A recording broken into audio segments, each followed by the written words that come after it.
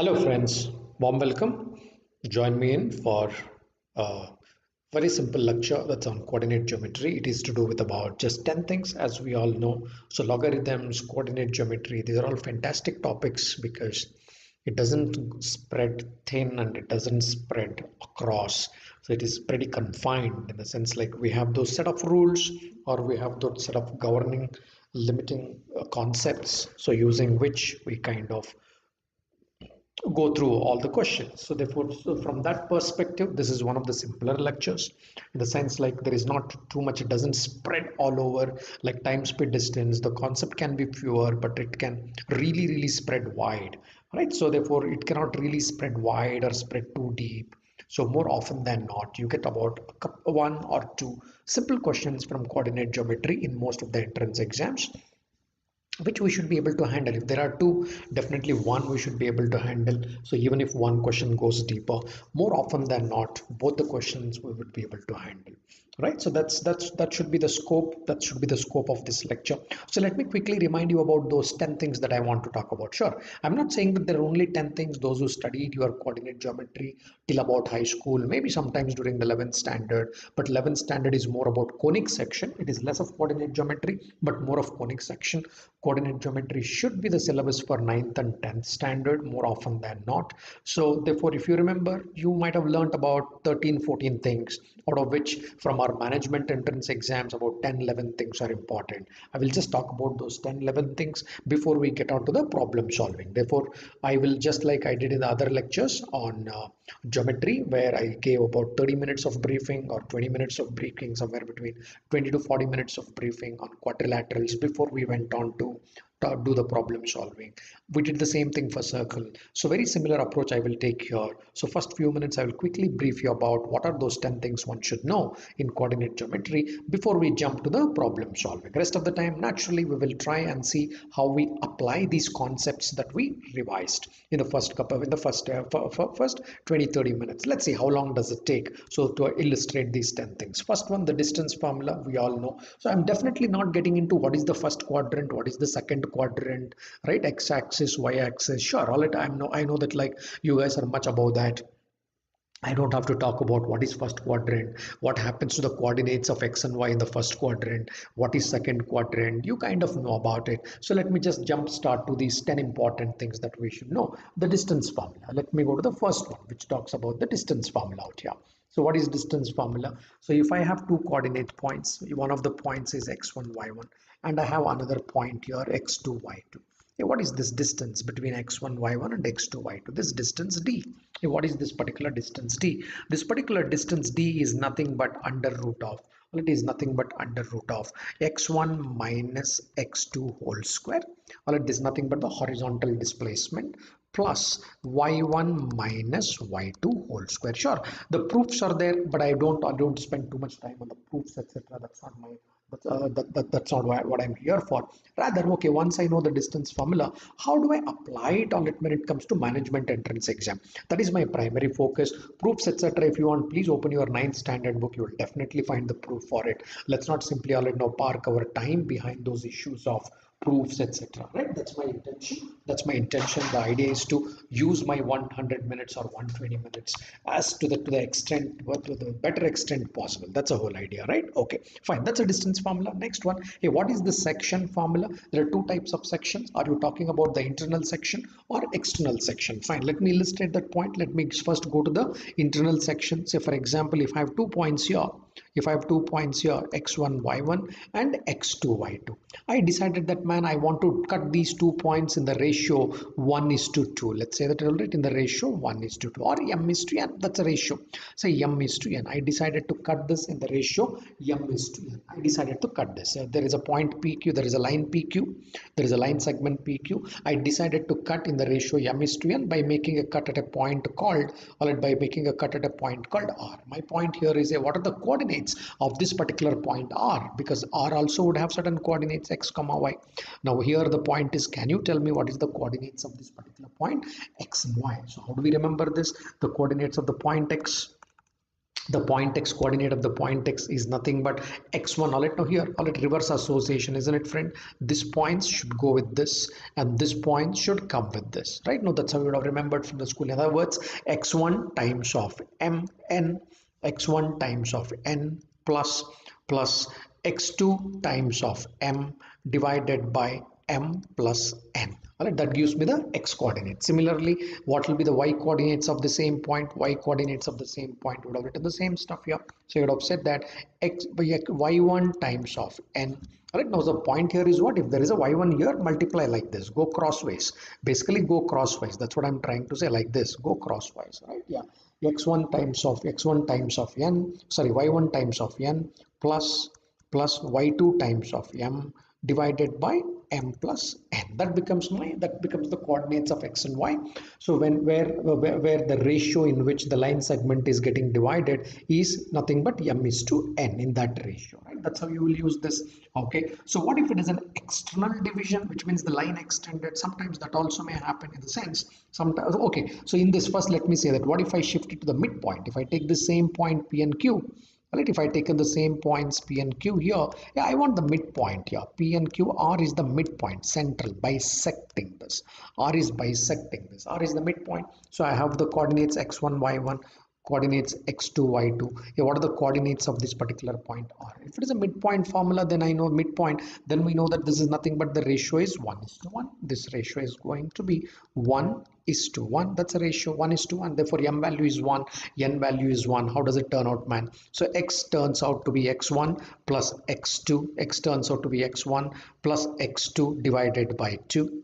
X1 plus x2 divided by 2. Similarly, y turns out to be y1 plus y2 divided by 2. What is this? This is the midpoint formula. Midpoint. If you want that division to happen, you just want to get the midpoint of the line PQ where the coordinates of P and Q are known. This is how you can find the coordinates of the midpoint, right? Where m is 1, n is 1. Sometimes what happens is we will also do the external division.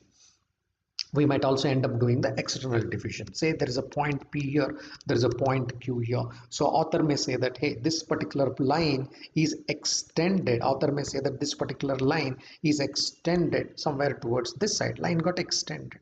I want to say that, hey, R is an external point on the line segment PQ. On the line segment PQ, what are the coordinates of this particular point XY? Given that this is x1, y1, this is x2, y2, given these particular points. Now I'm saying that the ratio, if this is m units away, ratio simplified form, this is n units away, I want the ratio m is to n, right? I want the ratio m is to n here. Yeah, how do I find this?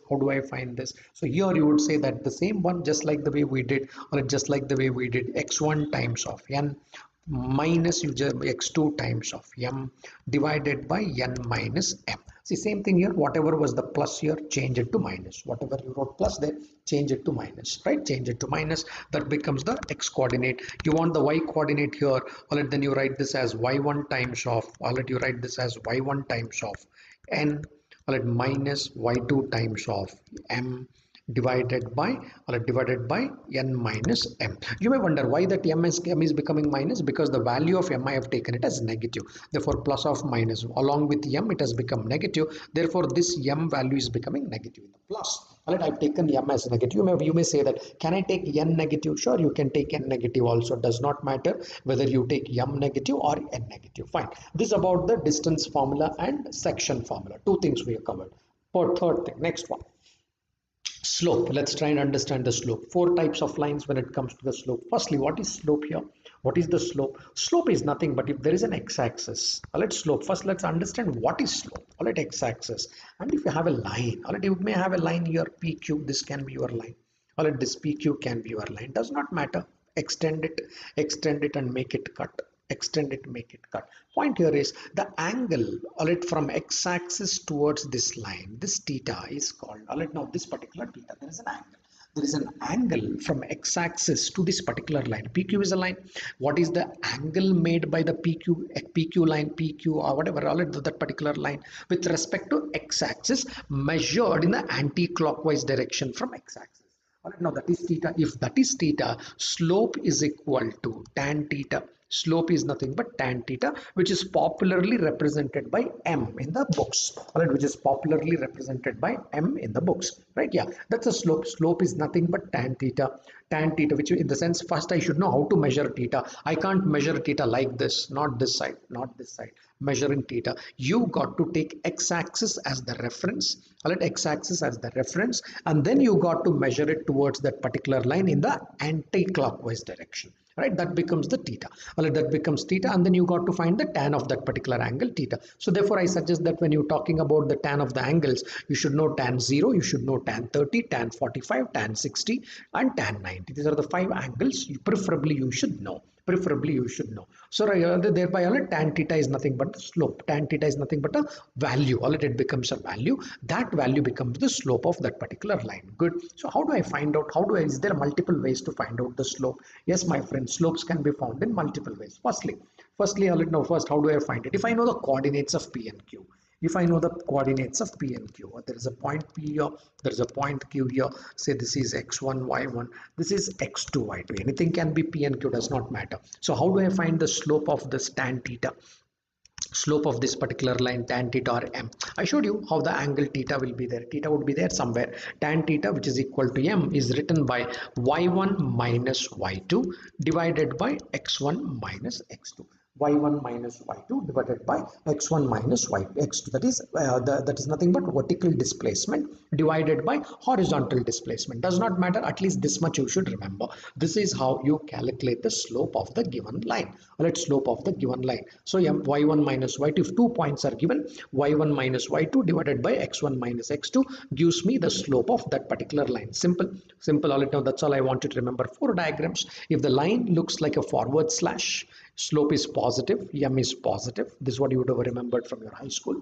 If the line looks like a backward slash, like this, if that is the slope, that is the slanting line, like forward slash kind of line, backward slash kind of line, then the slope is negative, then the slope value turns out to be negative. What if the line is a horizontal to x-axis? Then the slope is 0, then the slope is 0. What if the line is vertical, or nothing but parallel to y-axis? Then you will say that slope is nothing but infinite. Slope is nothing but infinite. So in the sense, sometimes the slope value can be positive, slope value can be negative, slope value can turn out to be 0, the slope value can be infinite. Any of these values can be expected when you are finding y1 minus y2 divided by x1 minus x2. That's the story of the slope. Sure, we will come back to this, all right, in multiple ways. We'll come back to this.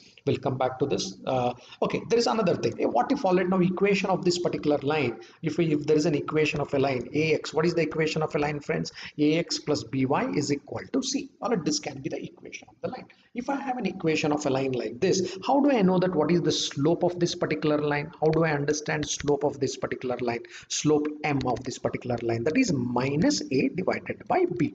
That's all, minus a by b. What is a? A is nothing but the x coordinate. What is b? All right, b is nothing but the y coordinate. Put a minus sign. Minus of a by b. Minus of a by b becomes the slope, because 2 ways. Sometimes they may give the equation of the line. Once they give the equation of the line, I should be able to find my slope. Instead, sometimes they may give me 2 points, just 2 points on the line. If they give any 2 points on the line, I can find my slope. Right? These are the 2 ways I should know to find my slope. These are the 2 things. Great. All right, let's go further. That's about the slope story. Now there are 4 ways to find the equation of a straight line. That's another thing that I should know. There are 4 ways to find the equation of a straight line. Let's explore all 4 ways. First way, type 1, first way, what are the 4 ways by which you can find the equation of a straight line? If there are 2 points given to me, x1 y1 and x2 y2, they ask that, hey, why don't you tell me equation of this particular line? Look, equation of a particular line means it should have an x coordinate, it should have a y coordinate and a constant, right? That's a typical equation of a straight line. Okay, yeah, equation of a straight line is something like ax plus by is equal to c. That's the equation of a straight line, basically we're talking about. All right, or ax plus by plus c is equal to 0, whichever way, right? Does not matter. So here, equation of this particular straight line, how do I get it? You write the equation of a straight line as y minus y1 is also equal to y1 minus y2 divided by x1 minus x2 times of x minus x1. times of x minus x1. This is the equation of the given straight line. This would form the equation of a given straight line provided, provided 2 points are given. This is called as the first one is called as a 2-point form of a straight line. This is called as 2-point form.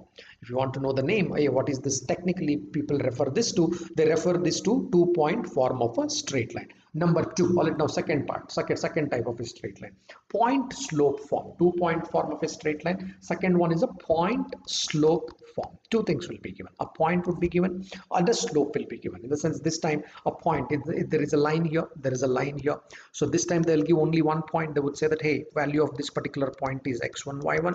Another point is not given. Instead, they gave me the value of m. M value has been given. Some value of m has been given. That becomes a point slope. Second one, point slope form of a straight line. In this case, we will find it as y minus y1 is also equal to m times of x minus x1. This becomes the point slope form of a straight line. 2-point form of a straight line, point slope form of a straight line. Third one, slope intercept form of a straight line. In the sense, this time the slope is given and an intercept is given. Third type, slope intercept form of a straight line. That would be the third variety of finding the straight line when the slope is given. Okay, which intercept, to be precise, m. The slope is nothing but m, slope of the line is given, and then y intercept is given. Which intercept? It should be the y intercept. Y intercept should be given. Okay, quickly to explain that to you, what do you mean by an intercept? If there is an x-axis and y-axis, if I have a line going like this, this particular point is called as the x-intercept. Technically, we write it as a, 0. What is a there? A is nothing but x-intercept. A is nothing but x-intercept. Now, this particular point is called 0, b. What is b? B is called as y-intercept. Alright, that is the intercept. Intercept means a line when extended has to cut the x-axis and y-axis somewhere. Wherever it cuts the x-axis, we call that particular point as x-intercept. Wherever it cuts the y-axis, that particular point we call it as a y-intercept. Therefore, what is the y-intercept? Technically, b, golden standard, we write it as a's and b's, and b is the y-intercept. Therefore, slope intercept form of a straight line. How do I write it? Y is equal to mx plus b. Y is equal to mx plus b. That is the slope intercept form of a straight line. Lastly, intercept form of a straight line. Fourth type, intercept form of a straight line. Intercept form of a straight line. What do you mean by intercept form of a straight line? So this time, just the, okay, already the diagram is there. Let us use the same thing. Intercept of a form of a straight line is this intercept is given to me and this particular intercept is given to me. That is, x-intercept is given and y-intercept is given. X and y-intercept are given. How do I find the straight line? Therefore, x by a plus y by b is equal to 1. This is the intercept form of a straight line. What is that? X divided by x-intercept, which is a, y divided by its own intercept, which is b, should be equal to 1. This is called as the intercept form of a straight line. These are 4 ways of finding the equation of a line. All 4 are equally important because based on what is given to me, I should be able to find the equation of the straight line. Generally, equation of the straight line becomes the intermediate step. That is not the final answer. More often than not, it is the intermediate step in the exam, right? That's about this particular point. All right, that's about the equations of the straight line. Next one, let's go to the next one. So next one, equation of a line parallel to the given line. Assume it, guys. Line is, my given straight line is something like this: ax plus by is equal to c. This is the equation of a given line. This is the equation of a given straight line, the equation given. So now if I tell you that, hey, there is a line here, equation of this particular line is ax plus by is equal to c, or ax plus by plus c is equal to 0. Does not matter which way, right? That's the equation of this particular line. Hey, what will be the equation of a line which would be just parallel to this particular line? Equation of a line parallel to this particular line. This line, x coordinate remains same, y coordinate in the simplified form, the y coordinates also should remain same, only the constant value would change. Therefore, equation of a line parallel to the given line would look like ax plus by is equal to c1. C1. That's it. Ax plus by is equal to C1. Right now that C1 has to be, of course, the C1 has to be different from C. Necessarily the C1 has to be different from C. C1 and C should be different, because if they are the same, C1 is equal to C, then it becomes the same old straight line, right? C1 should be different from C. That is it. Now this is the equation of a straight line which is parallel to the given line. All right. Now let's find out the equation of a line which is perpendicular to the given line. In the sense, if I have Ax plus by is equal to C, this is given to me. All right, this is given to me. Equation of a straight line which is perpendicular to the given straight line. Perpendicular to the given line. Assume this is my given line. Assume this is my given line, which is Ax plus by is equal to C. Now I want the equation of a straight line which is perpendicular to this 90 degree. I want to understand what is the equation of this line. Listen friends, all you got to do is interchange the coefficients of x and y and sign the change. That's how you can remember. If it is a plus sign here, make it minus. Interchange the coefficients of x and y. Interchange the coefficients of x and y. That is bx minus ay is equal to k. That's it. All right. So therefore you say that just interchange 2 points, two things I said, interchange the coefficients of x and y and change the sign of this middle part. Change the sign which is in front of the y coordinate. Change that particular sign. Therefore you say that intersolid. Now therefore you say bx minus ay is equal to k. Now the point is, can k be equal to c? Yes, k can also be equal to c, or k can be anything. So that's the equation of a straight line which is perpendicular to this. See guys, all this is a high school stuff, class 9, class 10 stuff, which you would have done and you might have conveniently forgotten as well. Now you don't have a choice. You better try to remember them, recall and remember them, because simple questions you get based on these parallel line, perpendicular line. Life would be a lot easier if you kind of quickly remember a few points. That's a whole point here, right? That's a whole point here. It is not even a college syllabus. This is technically a high school syllabus. Coordinate geometry is the class 9, class 10. Clearly class 9, class 10 syllabus out there, right? Okay, let's go further. Shortest distance between a line and a point. All right, next point. Shortest distance between a line and a point. I have a line here. Let's say that I have a line. Equation of this particular line is ax plus by plus c is equal to 0. Let's say I wrote it like this. That's fine. That's also the way of writing a line. And I have a point here, all right, which is nothing but x1, y1. I have a point here, point P. All right, I have a point here. Now the shortest distance between a line and a point. Obviously the shortest distance is nothing but the perpendicular distance. That would be the shortest. This won't be the shortest. If you draw a line like this, that won't be the shortest. This inclined line will not be the shortest. Inclined line won't be the shortest. Shortest distance between a line and a point, it's nothing but the perpendicular distance between them. This is the shortest distance. So what is this particular distance? How do I find this particular distance? This particular distance can be obtained as ax1 plus by1 plus c divided by under root of a square b square, under root of divided by under root of a square plus b square inside the mod. Under root of a square plus b square inside the mod. That gives me the shortest distance, which means what did I do? In place of x, I substituted x1. In place of y, I substituted y1, because these values were points were known to me. Substituted, and under root of what is that? A square b square. Here is a, here is b. Under root of, all it now divided by under root of a square b square. That gives me the shortest distance between a line and a point.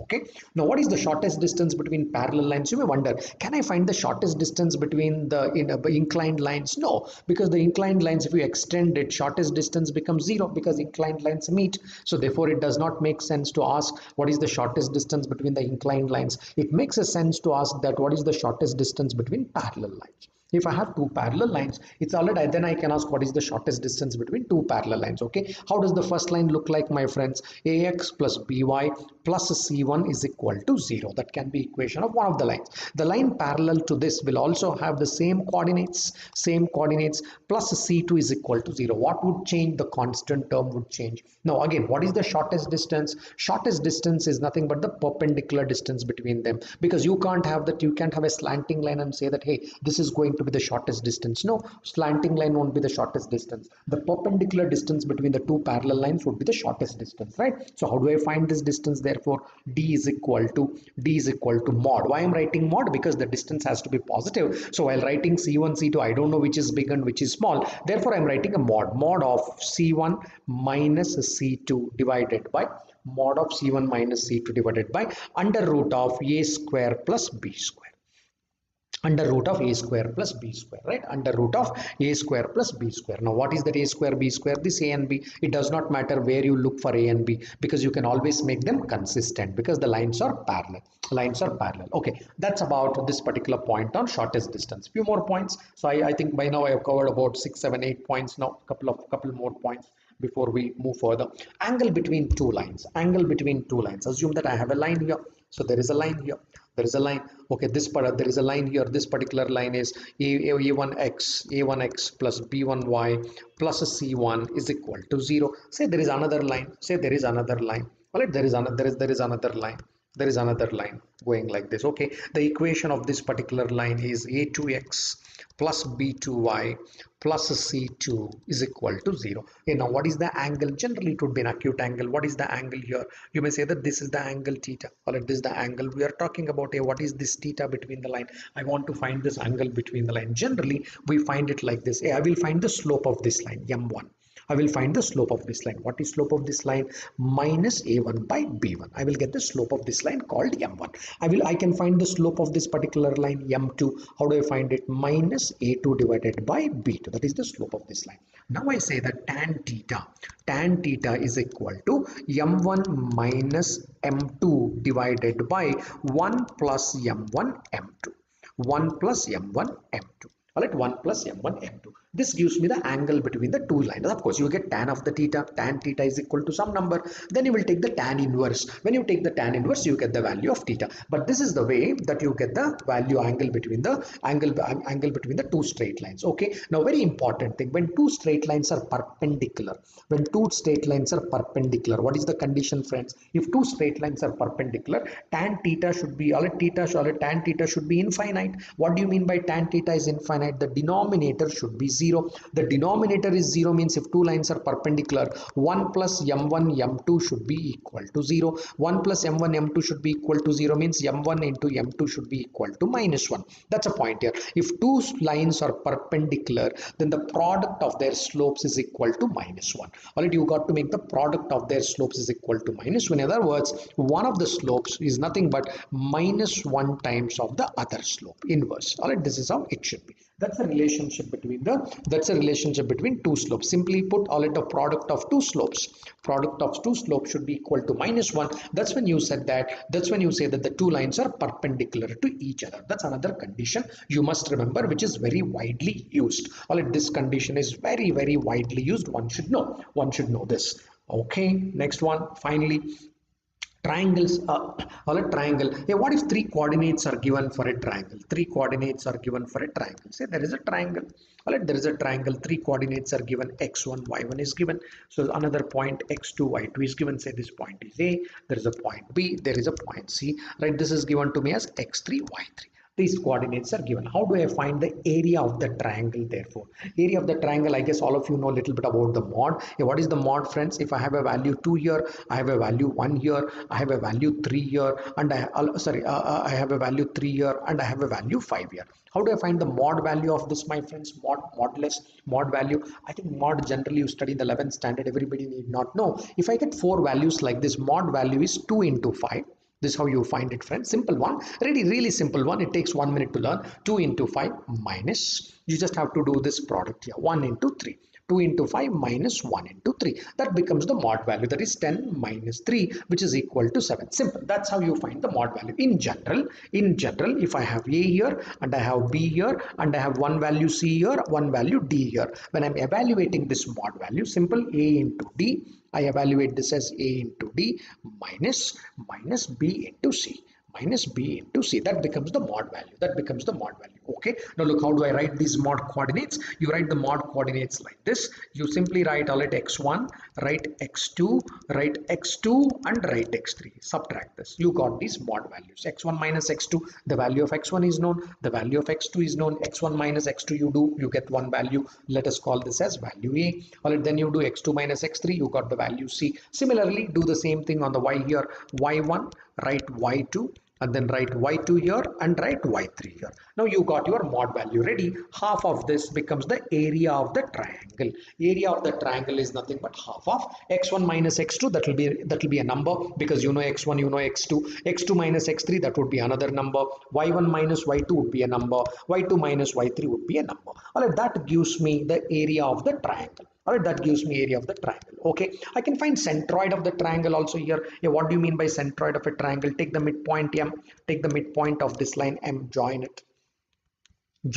Take the midpoint of this line N, take the midpoint and join it. All right, take the midpoint and join it. Now this particular point is called as the centroid G. Wherever two points meet, of course the third one also meets there, no doubt about it. Okay, you want to write it, you can write it. You can say that, okay, I have something like this, fine. So that also divides this particular line equally. Wherever the medians are meeting, that is called as the centroid G. All right, that is called centroid G. How do I get the coordinate x and y? Naturally, this also has some x and y coordinate. This centroid also has x and coordinate. How do I find the x coordinate here? X coordinate of the centroid is nothing but the average of the x coordinates. x1 plus x2 plus x3 divided by 3. That becomes the x coordinate of the centroid, point centroid, right? Okay, point G. Similarly, how do I get the y coordinate? Y coordinate is nothing but x1 plus x2, sorry, y coordinate is y1, y2, y3.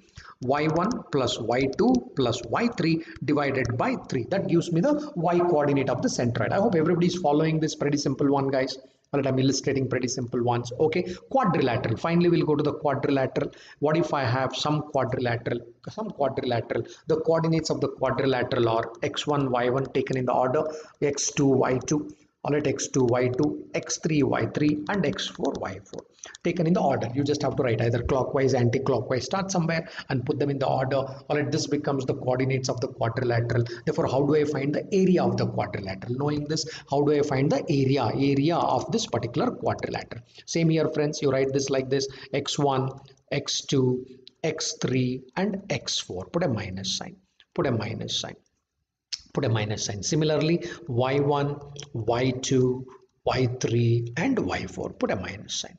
Find the determinant value of this. Find the determinant value of this. Of course, it should be half of this. Half of this. That becomes the area of this quadrilateral. Maybe these are some of the points you should kind of know. You should kind of know. These are some points you should know. Fine. So what we do is already this completes the points I wanted to say. Of course, there is a transformation and rotation. Transformation I will teach. Rotation may not be required at all. Well, rotation just may not be required because I have not seen too many questions in most of the entrance exams on rotation. So other points that you would have done in the exam other than this could be transformation and rotation. Transformation I will teach you directly when I come to those applications, because that's easier to teach using the example there. So but these are the points that you got to keep in mind. I've seen questions coming on each of the point I illustrated so far, because I generally don't teach what does not come in the exam. I generally teach what most likely things that appeared in the exam, what are the likely things that come in the exam, because I don't want to talk about, because of the want of time, I don't want to waste my time upon thinking about the concepts which come once in 10 years. That really does not make sense to us.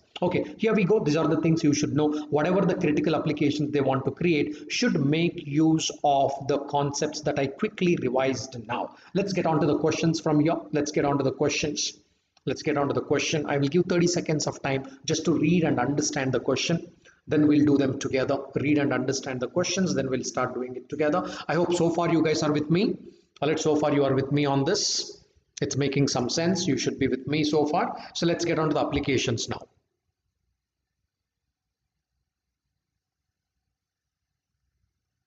Yeah, good.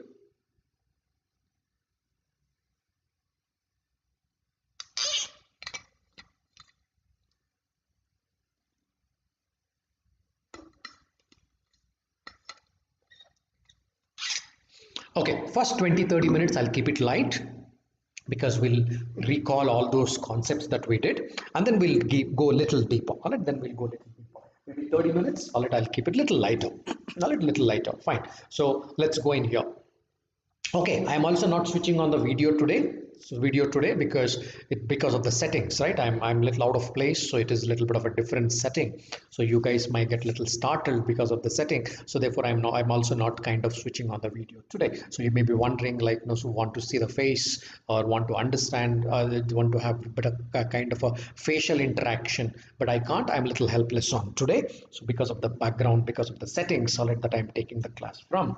So naturally, all of you guys also would be listening to this class from various settings. So we all appreciate that.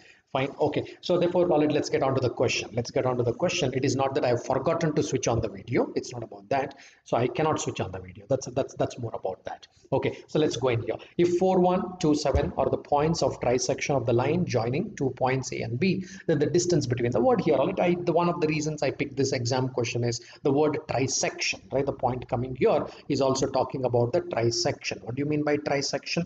Divided into 3 equal halves. Fine. So there is a line here. Technically, it's a schematic diagram. Don't try to put the coordinates unless it's really required, my friends. Unless it's really required, don't bother to put those coordinates. That should not be that should not really matter here. Something like this. Now there is a point here. There is a P. There is a trisection, so which means there is a point Q, there is a point R, and there is a point S. The lengths are same. Length of PQ is same as QR, and it is RS. Now he's saying that if 4, 1, which means this point can be 4, 1. This can one of the points is 4, 1. It could be here 4, 1, and here is a point 2, 7. 2, 7. These are the points of trisection of a line joining 2 points A and B. Sorry, A and B are given here. A and B. Line joining A and B. This is the point of trisection. Something like this. This is the schematic diagram. Then the distance AB is how much? So what I do, first let me find the distance QR. Man, how much is QR? So the distance AB would be 3 times of that. Let me find the distance QR. Distance QR is nothing but I will take this as x1, y1. I will take this as x2, y2. Whichever you want to take it as x1, your answer does not change. Don't bother. Therefore 4 minus 2 whole square, 4 minus 2 whole square plus 1 minus 7 whole square, 1 minus 7 whole square, nothing but under root of 2 square plus 6 square. Under root of QR is nothing but under root of 2 square, and minus 6 square is nothing but 6 square, isn't it? That's nothing but 4 plus 36. 4 plus 36, nothing but root 40. Root 40 is 2 root 10. Root 40 is nothing but 2 root 10. That is 4 into 10. So therefore, 2 root 10. 2 root 10 is this. Okay, if it is 2 root 10, the length of AB is nothing but 3 times of QR, because QR is the points of trisection, right? 3 equal pieces. Therefore, 3 times of this, that is 3 times of 2 root 10, which would become 6 root 10. Nothing. So one point here I just wanted to understand, or I wanted you to bring to your notice is, what do you mean by the word trisection? When they say about trisection, how do I deal with this? Of course, I'm using the distance formula. I got the distance here. Then I just have to multiply by 3 and get to my answer, which is 6 root 10. Good. Let's go to the next one. Let's quickly go on to the next one. First 20-30 minutes, I'll keep it lighter so that we'll get our points in our mind. Okay, take a look at the second one. The circle is centered at 2, 3 and 4, 6 is a point on the circle. What is the radius of the circle? Right now, so on the face of it, it looks like a man circle has come. You never spoke anything about the circle. Okay, that's another thing I will speak towards the end of the lecture, not now, towards the end of the lecture. See, all right, good point here. There is a circle. Say, what is the center here? The center is 2, 3. There is a center O, that is 2, 3. One of the points 4, minus 6. Somewhere here there is another one of the points which is 4, minus 6. Good. So now it's a 4, minus 6. This is the radius. All right. Now therefore this is the radius. If this point is called P, OP is nothing but the radius. Now how do I find the radius? Again, distance formula. What is the radius of the circle? But concept. What is the concept that you are using? The distance formula under root of, all right, 4 minus 2 whole square. 4 minus 2 whole square, all right, plus minus 6 minus 3 whole square. Minus 6 minus 3 whole square, that is x1 minus x2, y1 minus y2. Just use them. All right, you get that reference. Therefore, this is under root of 2 square plus 9 square. Under root of 2 square and 9 square, which becomes root 85. That becomes my answer. Simply put, it looks like a circle, radius, all that stuff. But ultimately, if you look at the concept, what is the concept here? Concept is nothing but the distance formula, right? Distance formula. These are some of the simplest questions asked in the exam. All right, these were some of the very simple questions asked in the exam. No rocket science here. Take a look at this question quickly. if 2 comma 3 and minus 2 comma minus 4 are the two opposite vertices of a square, these are two opposite vertices of a square, then the area of this particular square is going to be what? Now two opposite vertices of a square, what does it mean?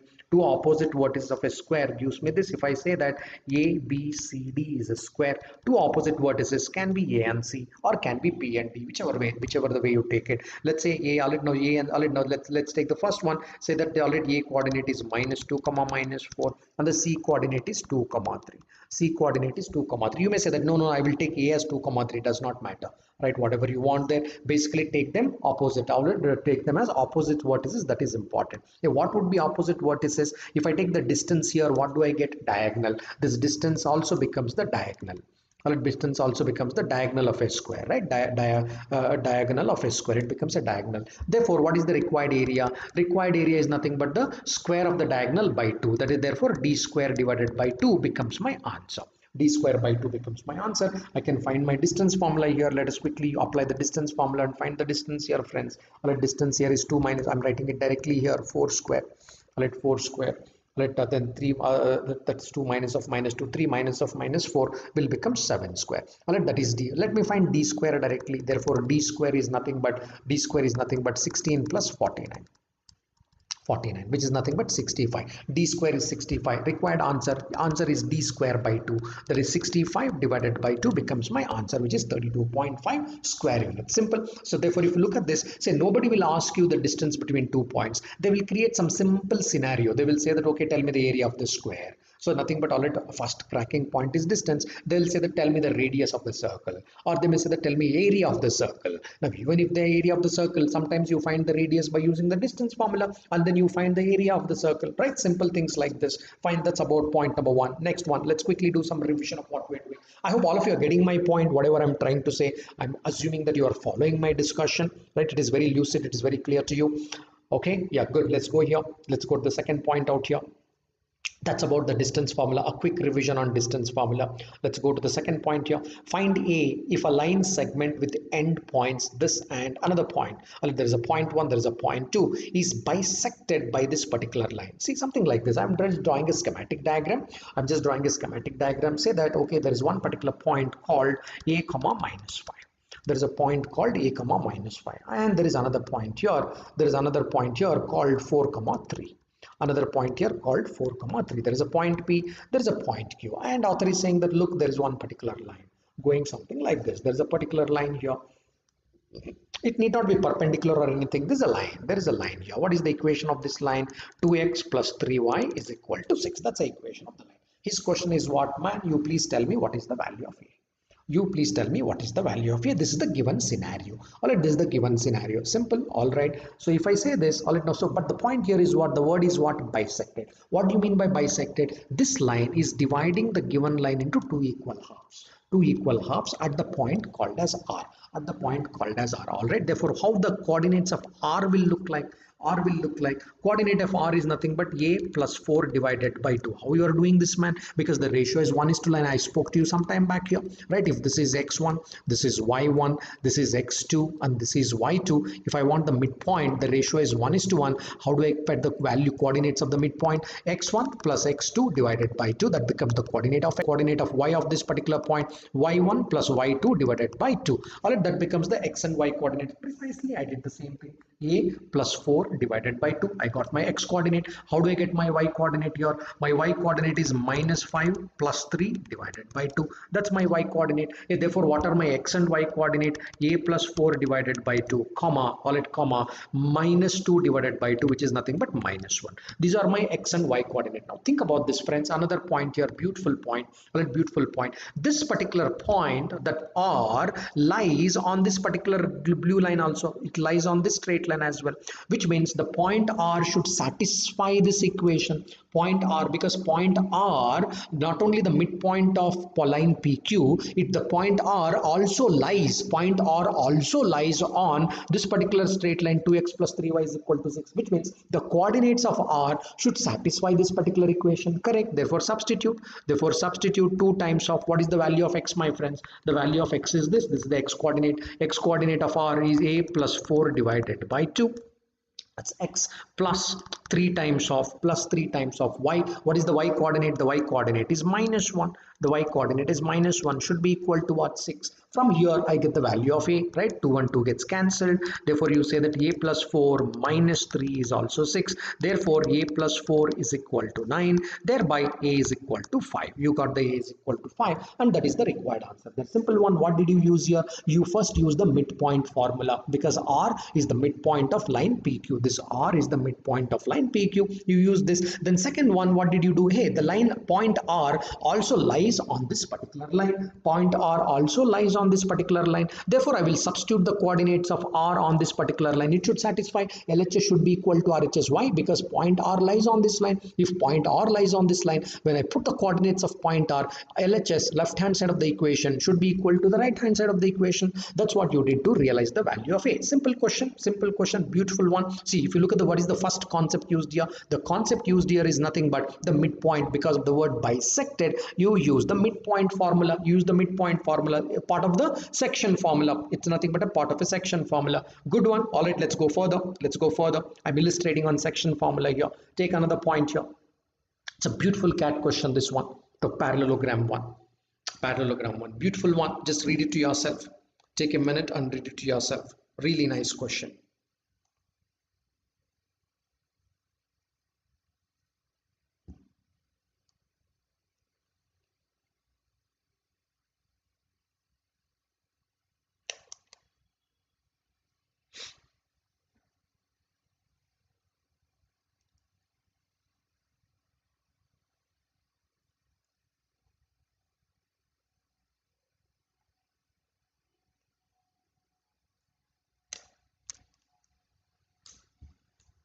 Okay, now parallelogram ABCD, the coordinates ABC are this. Therefore, find the coordinates of D. All right, therefore, find the coordinates of D. Fine, we can do in many ways. You can do by the answer options, etc. Right, so I will just give the concept behind this beautiful concept it has. I will just give the concept. You can do the answers in many ways. You can keep checking the answers. You can find out that the distance between two parallel lines has to be same. All that stuff, you can do that. That's not a worry. All right, but the question can also be asked here as, hey, what will be the x coordinate of point D? And then they can give you the box as well. Find the x coordinate of the point D, and they can write a box. You have to type a number inside that. In that case, you got to type one particular number there. So how do you find? In that case, the concept should be clear. So how do you find? To look at the concept. Let's draw a parallelogram. Let's understand. Let's draw a parallelogram in which there are A, B, C, and D. These are the points A, B, C, and D. Okay, what is the coordinates of point A? 1, 0. Coordinate of point B, 4, 5. Coordinates of point C, 1, 2. 1, 2. Coordinates of point D, that's what I'm trying to find out. Coordinates of point D, x, y, let's say, and that's what I'm trying to find out here. Okay, now what do I know about coordinates? What do I know in parallelogram? In parallelogram, the coordinates bisect each other. In parallelogram, the coordinates bisect each other. They cut into two equal halves. What I'm trying to say, the length of this point would be length of this. All right, now if I call this point as E, if I take this particular point as E, length of AE, the length of AE will also be equal to length of EC. That is point number 1. Also the length of BE, will also be equal to the length of DE.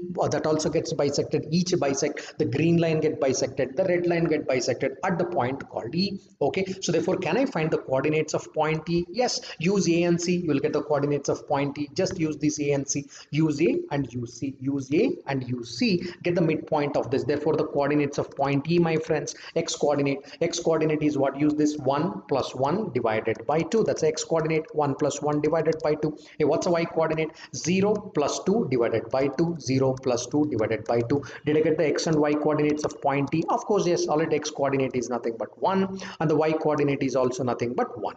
1, 1. So you are now trying to say that this particular point is 1, 1. Alright, that particular point is 1, 1. Now shift your attention.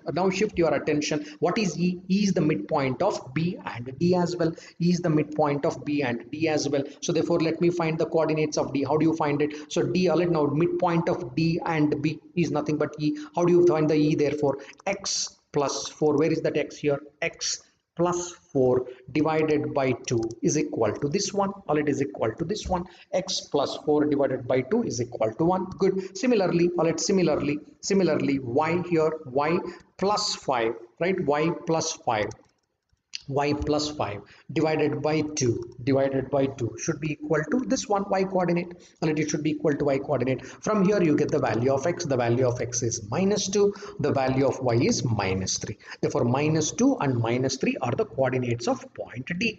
-2 and -3 are its coordinates. Simple one, simple nut. See, one concept that we used here is what? The concept that we first used is from the geometry. We said that the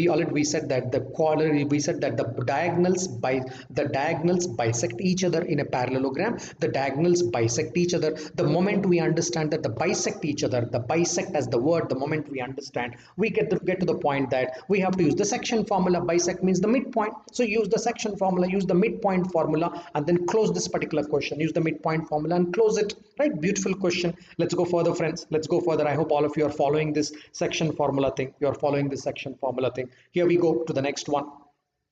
Here we go to the next one. I guess so far it is good. So far so good. Okay. Okay.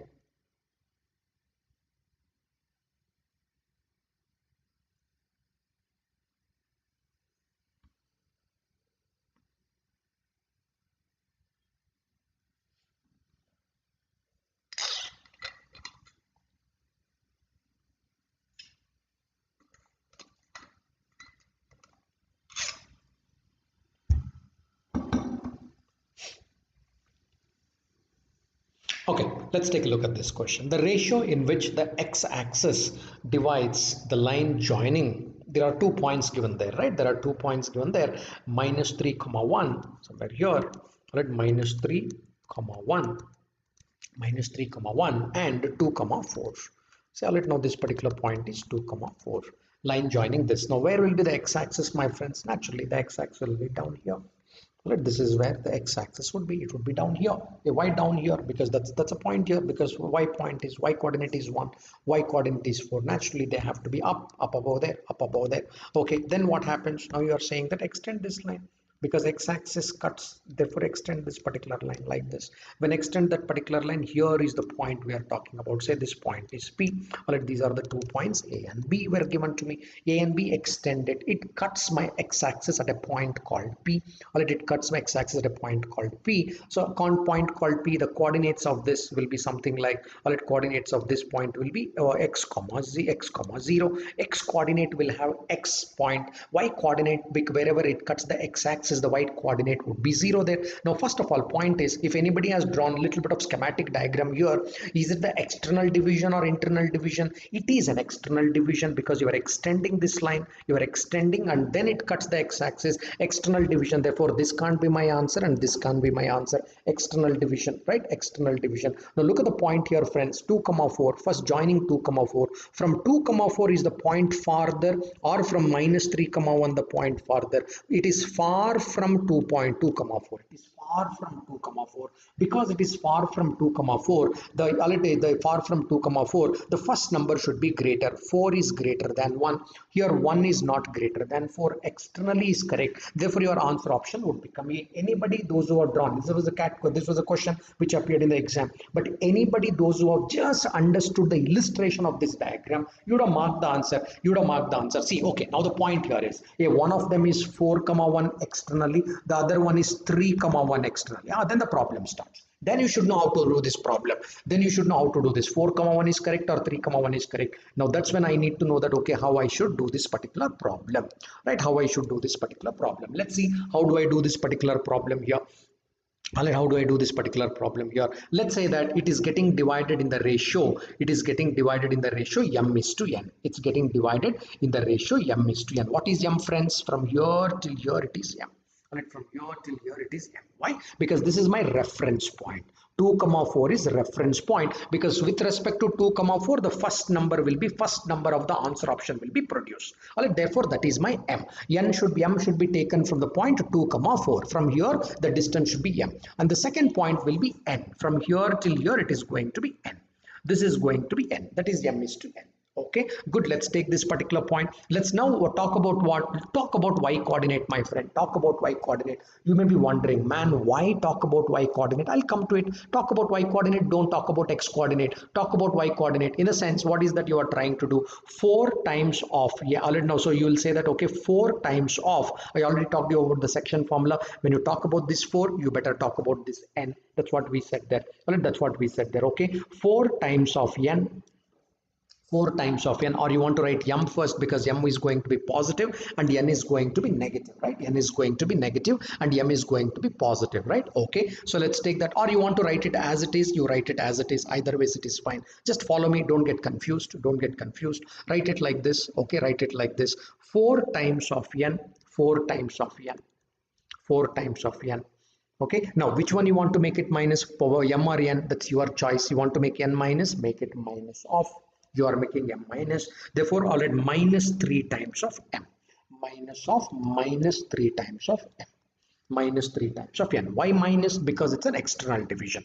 That much you understood, therefore it is minus. Divided by, already divided by what you are finding here, m, sorry, minus of 1 here, 1m, minus of 1m, y coordinate, because I'm talking about what? Y coordinate, divided by what? N minus m, is equal to how much, friends? Is equal to 0. That's a beautiful thing, is equal to 0, because what is the y coordinate ultimately of this external point? It is 0. So now therefore equate it, you will say that 4n minus m is equal to 0, is equal to 0. Therefore you will say that 4n is equal to m. In other words, m by n is equal to 4 by 1. You got your answer. That's what you wanted, 4 by 1. You got your answer.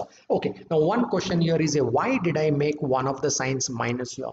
You can make any sign minus, m or n, whatever you want to do. Just put a minus sign there. You will get your answer, because you understand that it's an external division. You got to understand that. You may have to draw whenever these kind of questions given, quickly make a small schematic diagram, understand all it, know which is becoming all it, which is all it, understand that whether it is an external division or internal division. If it is an external division, use the minus sign. If it is an internal division, then use the plus sign. When to use the minus sign and when to use the plus sign, that is something you need to be clear with. Also, always equate it to this 0 point. Equate it to the 0 point, life becomes easier, because you will see when you cross multiply with this, it becomes easier. You will directly get the ratio. Don't equate it to the x coordinate, because that will have another new, already m and n is 2 variables, and you will have another new variable called x. Therefore avoid it. So point here is, whenever these kind of questions are given, look for 0 and attack. Look for 0 and attack. That is the point I was trying to make with this. First, under 2 points here. First, understand whether it's an external division or internal division. Draw a schematic diagram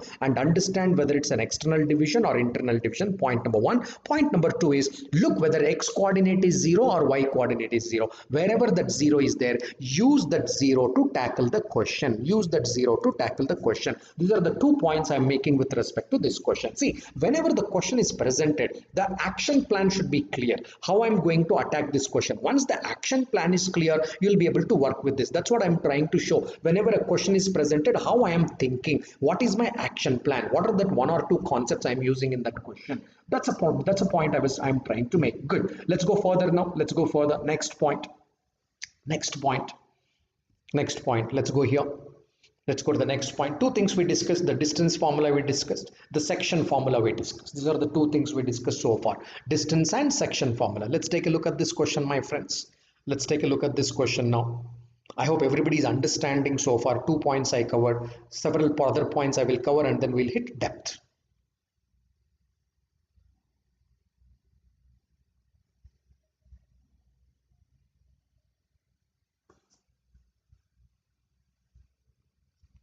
All right, now these points are collinear. The word, all right, what is the word here? The word here is collinear. What do you mean by collinear? They lie on the same straight line. I don't know where do they lie, but they lie on the same straight line. That much is sure. All right, now that much is sure. Something like this. If I draw this particular point, probably the point A is here, probably the point C is here, probably the point B. They're on the same straight line. You may say that no, point B is here. Draw wherever you want. Alright, if it is collinear, alright, if these 3 points A, B, C are collinear, one thing is sure, they lie on the same straight line. Therefore, the slope of line AC, the slope of line AC, slope of AC will be same as the slope of BC. Slope of AC will be same as slope of BC, which will also be same as the slope of AB. You can say whichever way you want. Hey, I will take slope of AB. Fine, take whatever you want. Slope is going to be same because it's the same straight line. The points lie on the same straight line. Therefore, the slope of the line remains same. Therefore, slope calculated using BC will be same as slope calculated using AC, which also will be same as slope calculated using AB, right? Using AB. So therefore, first what I will calculate the slope using AC because I know these points. All right, now this point is 2, 1. The point C is nothing but 4, 4. I know these 2 points. I know these 2 points. All right, now therefore the slope is 4 minus 1. All right, y coordinates, difference between the y coordinates, difference between the x coordinates, difference between the x coordinates. I talked about it some time back, my friends. I spoke about it some time back. If this is x1, y1, x1, y1, and this point is x2, y2, I said that the slope is nothing but y1 minus y2 divided by x1 minus x2. This is what we spoke about, and precisely I did the same thing here. All right, I took this point as x1, y1. I took this point as x2, y2. Therefore, what is the slope here, my friends? The slope is nothing but 3 by 2. That's the slope. The slope is 3 by 2, which implies, now if I take the reference, all right, if I take the reference as, all right, if I take the k, 7, let's say k, 7, I will take the reference as BC. I will take the reference as BC here, BC, slope of the same line using the points B and C. So therefore, you will say that, all right, if I take that as the reference, you write this as k minus 4. K minus 4 divided by 7 minus 4. K minus 4 divided by 7 minus 4. That is the slope here. There is a point K here. We write that already. Here is the point K. The point K is here. This is the point K, comma. This is 7. K, 7. So therefore, you are saying that K minus, therefore, sorry, 7 minus 4. 7 minus 4 divided by K minus 4. K minus 4. That's all, because the distance between the difference between the y coordinates and the difference between the x coordinates, right? 7 minus 4 and k minus 4. Good. So that is nothing but what? That's nothing but 3 divided by k minus 4. The point here is these two slopes should be equal. This slope should be same as this particular slope. Therefore, equate, friends. Equate. Therefore, you say that 3 by 2 should also be equal to 3 divided by k minus 4. Solve this. Both the slope should be equal. I'm equating this particular slope because this particular slope is same as the earlier slope. So therefore, you would say that k minus 4 is equal to 2. All right, from here you get k minus 4 is equal to 2. Therefore, you get k is equal to 6. Simple question, k is equal to 6. Hey, what was the concept involved here? Concept involved here is slope of the given points. All right, because the points lie on the same straight line. Therefore, slope calculated using the pair of points are equal. So how you are arriving at that particular slope? Because of the word collinear. See, nobody is ever going to ask you, tell me the slope using these 2 points. Question can never be that direct, right? They use indirect words. They use the word collinear, trying to tell you that, hey, I'm asking a simple slope question. Why don't you get the concept of slope and finish this particular deal, right? That's the whole point there. Good. I guess all of you got this point, what I'm trying to say here. All right, all of you got this point. Okay, here is another question. Here is another question. Here is another question. Recall the concept quickly, friends. I'll give you 30 seconds time for you, 30 seconds to a minute. So try this question. Couple more basic questions, then we'll get on to the application question. I guess we spent about 50-55 minutes now. The first 1 hour I kept it simple. All right, then we hit a little bit of depth as we go along.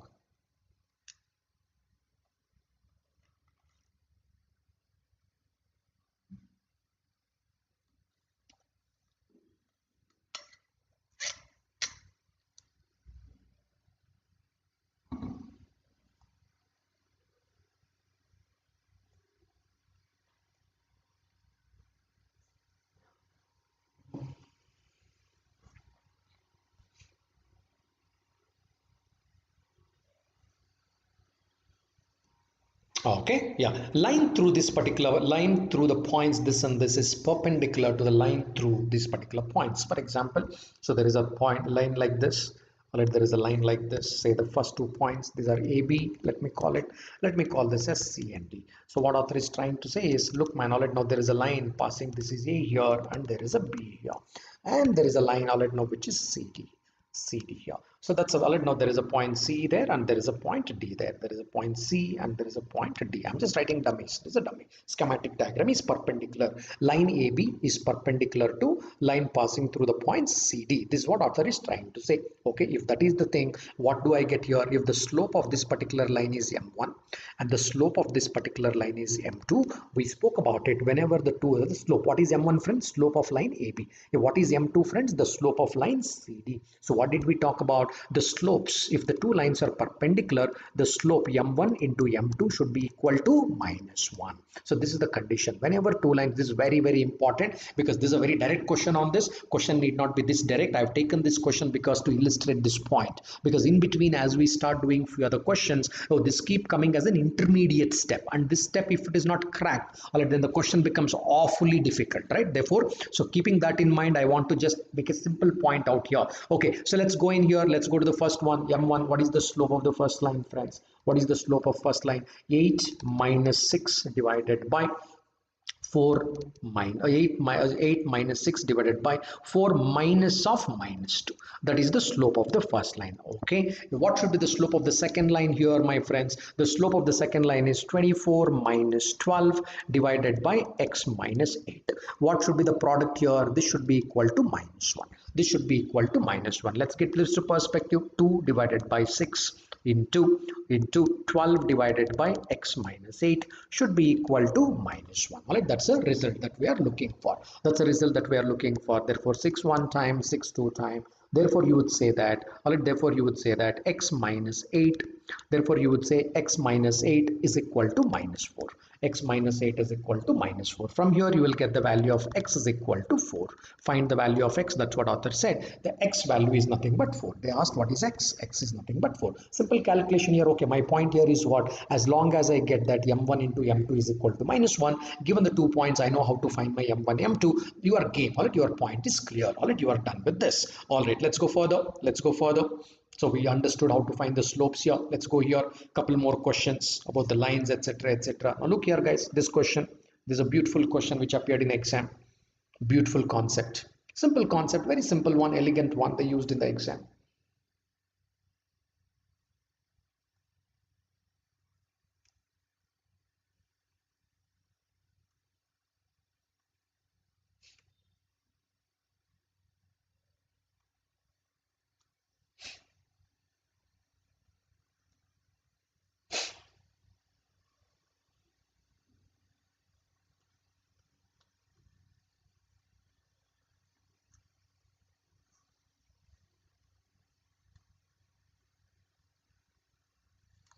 Okay. All right. Good. Done it by now. So what is this? If two opposite sides of the square lie on these two lines, all right, these two lines, then find the area of the square. Let me just take you all it now. Say this is one of the lines. It may not look parallel. I'm just taking you. There is one line here. There is one line here. The part of the square lies on this particular line. What is the equation of the first line, friends? Equation of this line is x plus 2y plus 10 is equal to 0. Good. That's one line. The point here is, okay, equation of the second line. Naturally, if two opposite sides of a square are parallel, opposite sides of a square are parallel. Good. So then if the parallel lines are there, I told you, if there is a line ax plus by plus c is equal to 0, if that is one of the lines, the line parallel to this will also have ax plus by, but just this coefficient, that constant term will change. That's what I told you there. But the point here is, it looks like 2 and 4 here, man. 2 and 4 here, it is 1 and 2. So therefore, do what? Simply divide this equation by 2. Divide this equation by 2 and rewrite first. What is this? Therefore, x plus 2y minus 10 is equal to 0. That's what I will copy here. The equation of a line parallel to the above line is of the form x plus 2y minus 10 is equal to 0. Good. Therefore, these two lines are parallel. These two lines are parallel. Okay. Therefore, what is the perpendicular distance between these two parallel lines? Perpendicular distance between these two parallel lines is nothing but the side of a square. This is nothing but a side of a square. All right, now side of a square, that's one way to find the side of a square, because all right, from the two parallel lines I will not be able to understand what will be the length of the square, because the square lies on these two lines. The square lies on these two lines. But the point here is what? The perpendicular distance between these two sides is nothing but the side of a square. All right, that is the measure of a side of a square. So therefore you say that okay, this particular distance is nothing but, we talked about this, my friends. All right, now the distance between two parallel lines is given by, if this is C1 and C2, we said C1 minus C2 divided by under root of a square and b square, the root of a square plus b square. That is the distance we spoke about. Let's precisely do that. Let me call this as C1, let me call this as C2. Therefore you say that 10 plus minus of minus 10 becomes plus 10 divided by under root of 1 square, under root of 1 square plus 2 square, under root of 1 square plus 2 square. That becomes the side of a square. All right, now side of a square therefore is nothing but 20 divided by root 5. All right, that is the side of a square, my friend, side of a square. Therefore what is the area of the square? Area of the square is nothing but the square side of that square of that particular side here. What is the square of that particular side? Square of 20 divided by root 5. Square of this, okay, what is square of this? 400 divided by 5. 400 divided by 5 is 80 square units. That's answer. All right, therefore the area of this particular square is nothing but 80 square units. Simple. So what did we find out here? All right, now here the point here, the distance between the two parallel lines is question. See, they will never give you two parallel lines and ask you very directly that tell me what is the perpendicular distance between the two parallel lines. That is never going to be the question. The point here is, after reading this question, we all understand that we have to find the perpendicular distance between the two parallel sides, which is nothing but the side of a square. Nothing but a side of a square. Once you get that, you can find the area of this particular side, right? So beautiful questions. The point here is the same points what we discussed there, those 10 points that I illustrated to you. All the questions would be derived out of these 10 points, except the transformation and rotation, which I did not tell. 11th and 12th point I did not tell. I told exactly 10 points. More often than not, these are the 10 points which come in the exam. Applications come out of these 10 points. You should be wise enough. You should practice enough to understand that how I am going to use these 10 points there, right? Okay, let's go further. I guess everybody's getting my point, what I'm trying to say. All right, you are getting my point. Let's go here. Simple question. Simple question. There's nothing to do with any of the concepts that we learned. This question is precisely nothing to do with any of the concepts we learned. Think about it. 30 seconds. Think about it. Get what is the concept here.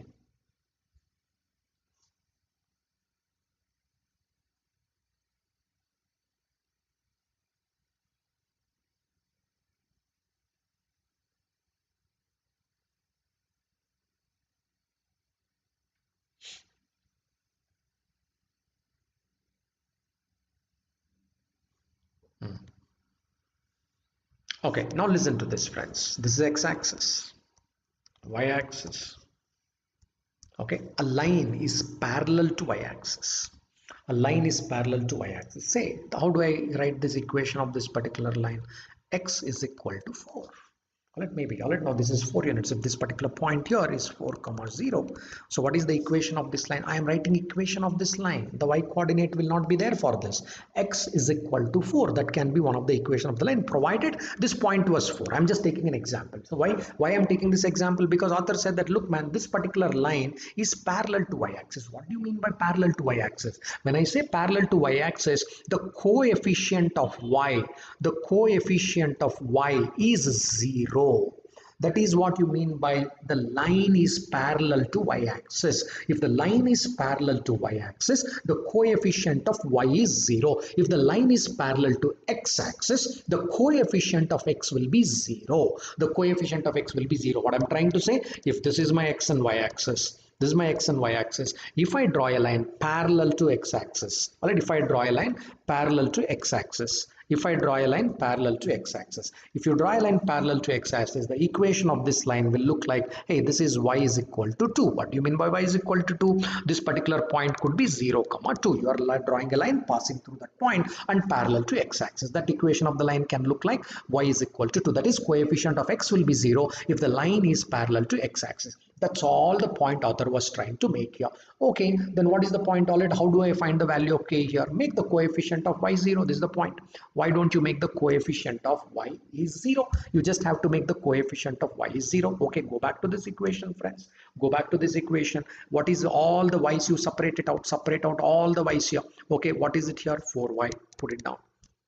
4y plus k times of, wherever y is there, write it down. All right, k times of minus 3y. K times of minus 3y. All right, now k times of minus 3y. This gives me the coefficient of y. This gives me the coefficient of y. What is the coefficient therefore? 4 minus 3k times of y. All right, is equal to, coefficient of y should be equal to what? The coefficient of y should be equal to 0. That's what you said. Coefficient of y should be equal to 0. That is 4 minus 3k is equal to 0. You may wonder, hey, why didn't you take this 3x? Why didn't you take this minus 9? Hey, why didn't you take this 6? Does not matter to me. All I know is coefficient of y is 0. Why should I bother about what is the coefficient of x? Why should I bother about the constant term? I don't have to. Therefore, I took the I just figured out where are my y's here. All right, I just figured out where are my y's here. All right, there is a y here, there is a y here. I just pulled out those points. Therefore, I get followed no coefficients. I write it something like this: coefficient of y. From here, I get 4 minus 3y. 3k is equal to 0. Therefore, k is equal to 4 divided by 3. Therefore, k is equal to 4 divided by 3. Such a simple question. Parallel to x-axis means what? Author was thinking that, hey, why don't you say coefficient of y is 0? So this is nothing to do with any of the coordinate geometry, right? I just pulled out because this question appeared in the exam. Such a simple question that they asked. Such a simple question that they asked. See, always these small ideas are important. Coefficient of y is 0. Coefficient of x is 0. Whenever they make a statement, you got to understand that what is that communication is. Once you get that communication underlying that particular statement, you are done with your job. All right, you are fairly done with your job. Fine, let's go to this question. Beautiful question. Beautiful question type. One of the beautiful question ever asked in the exam. Simple, elegant, beautiful. Take a look at this question, all of you. Take a look at this question.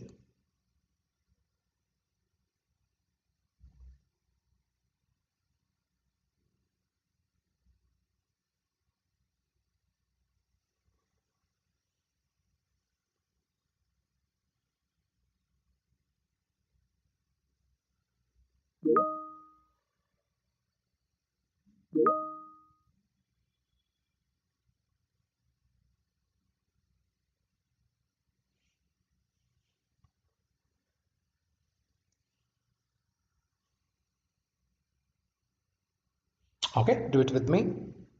Do it with me. Okay, what does this question say? Find the coordinate of the foot of the perpendicular from this particular point to this particular line. Okay, first let's draw that schematic diagram of the line.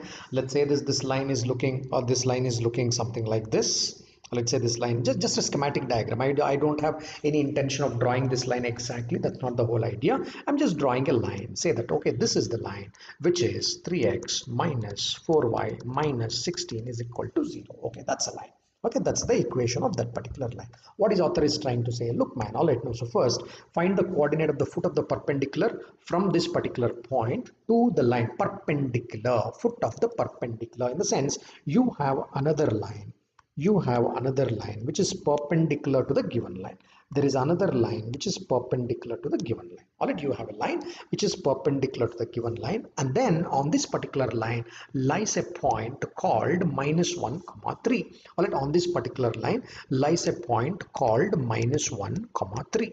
Or wherever you want to write, does not matter to me. Okay, let me write here only minus 1 comma 3. That's a point here. All right, there lies a point called minus 1 comma 3.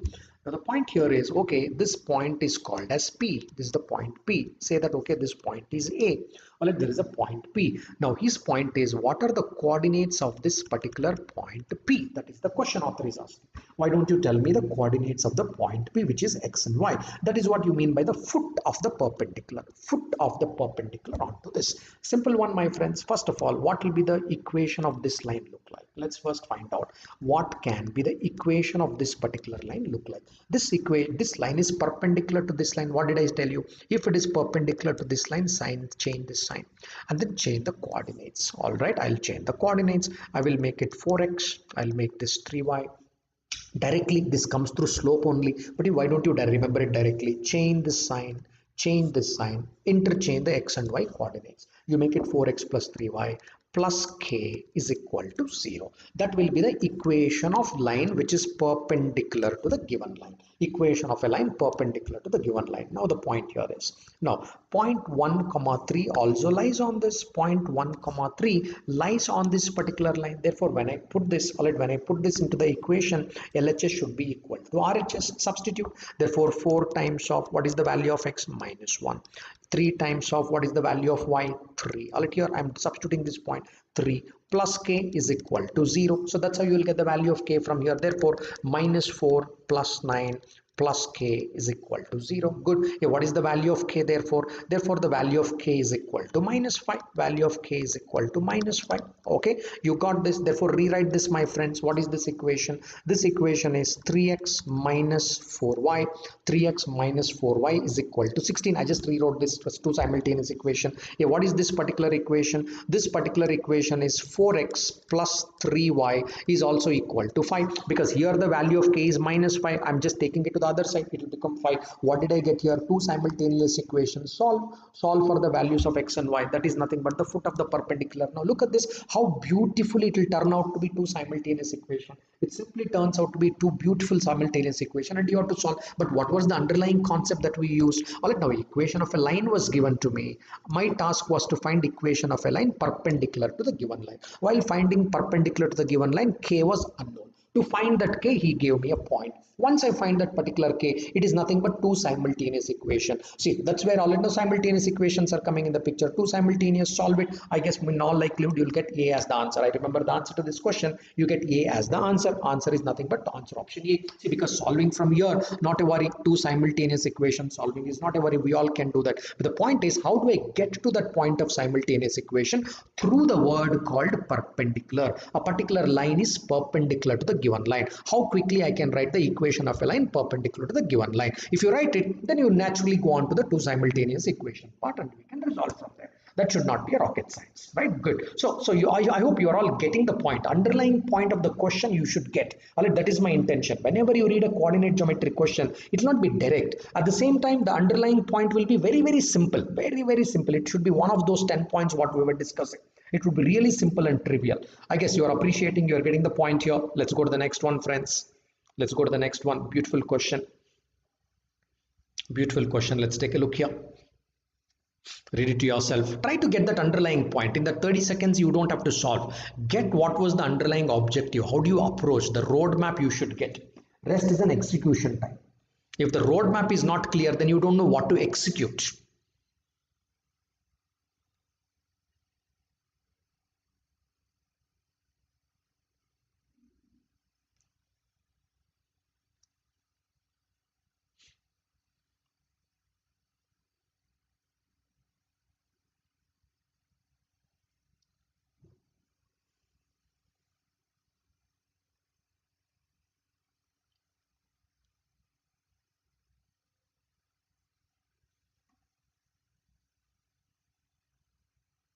Okay, let's do it with me.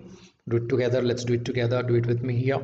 Find the x-intercept of the straight line. He is asking x-intercept of the straight line parallel to this, something like this. All right, now if this is my x and y axis, just for illustration purpose, in the exam, should I draw all these diagrams? Of course not. Don't waste your time drawing this. Since I'm teaching, I'm drawing so that there is a clarity of thought. That's it. Okay, that's it. Okay, now what has happened here? There is a line which is like this. There is a line which is like this. Okay, this particular line, author is saying that 2x plus 3y plus 11 is equal to 0. So that is a line. Then author is saying that okay, there will be another line which will be moving like this. Moving like this. What will be the equation of this line? Simple. 2x plus 3y plus k is equal to 0. Here it is 11. Here it will change because it cannot be 11 again. All right, that has to change. Otherwise, there is no question of saying it's a parallel line. It will become the same line, right? K is equal to 0. That's a point there. That's the equation of this line. Now, on this particular line, what is that author interested in? On this line, author is interested in this particular point. All right, he is interested in the coordinate of this particular point. X-intercept. He is into the sum. X-intercept is how much? Naturally, this point is going to be a comma 0. Assume that this point is going to be a comma 0. So what is the value of a? That's a question mark. That's all the question is asking here. What is the value of a? Good friends, now look at this. X and y intercept are 15. How do you write the intercept form of a straight line?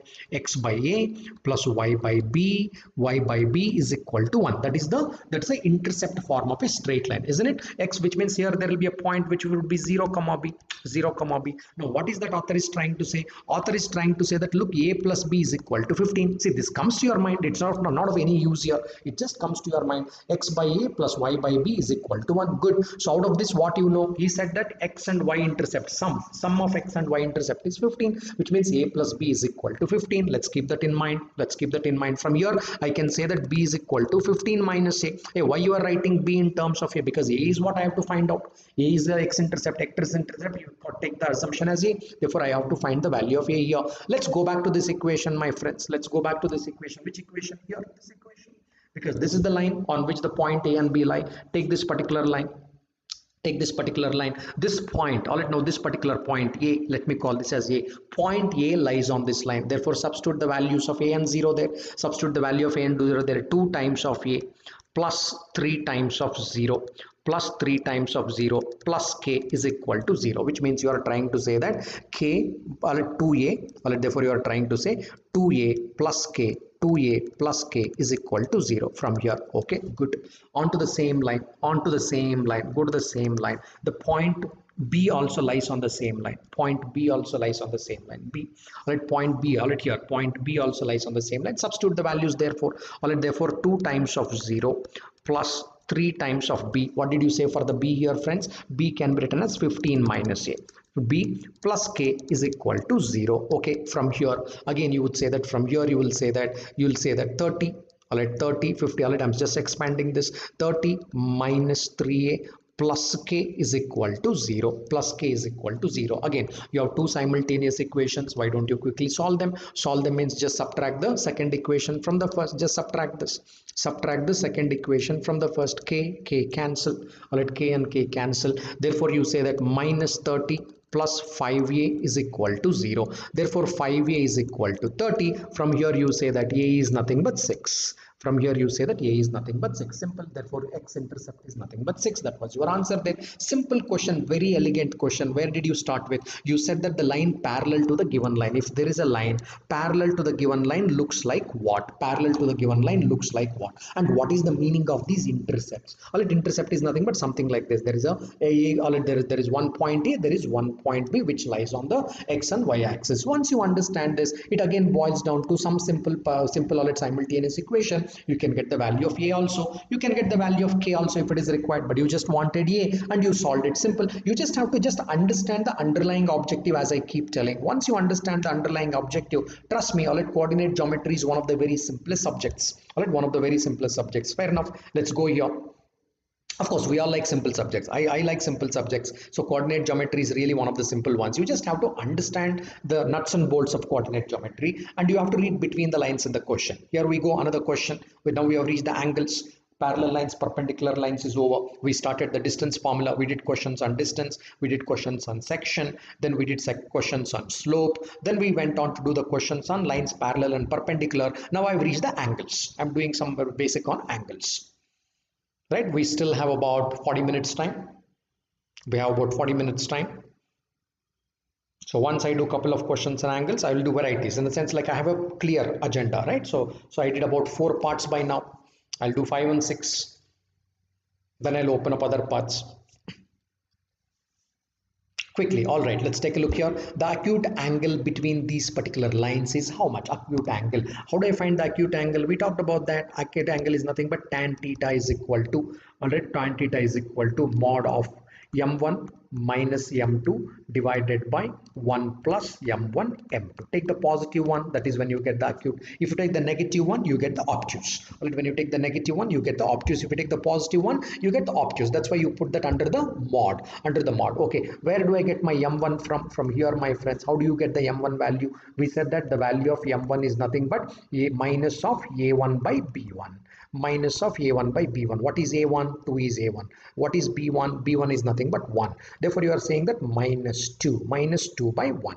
Nothing but minus 2. Okay, that is one of the slopes. Get the slope from here, my friends. One of the slope from here, you call it m1, m2, does not matter to me. Yeah, what is the slope from this particular line? Again, slope of this particular line is a2 minus of a2 by b2. That is nothing but minus of 1 by 3.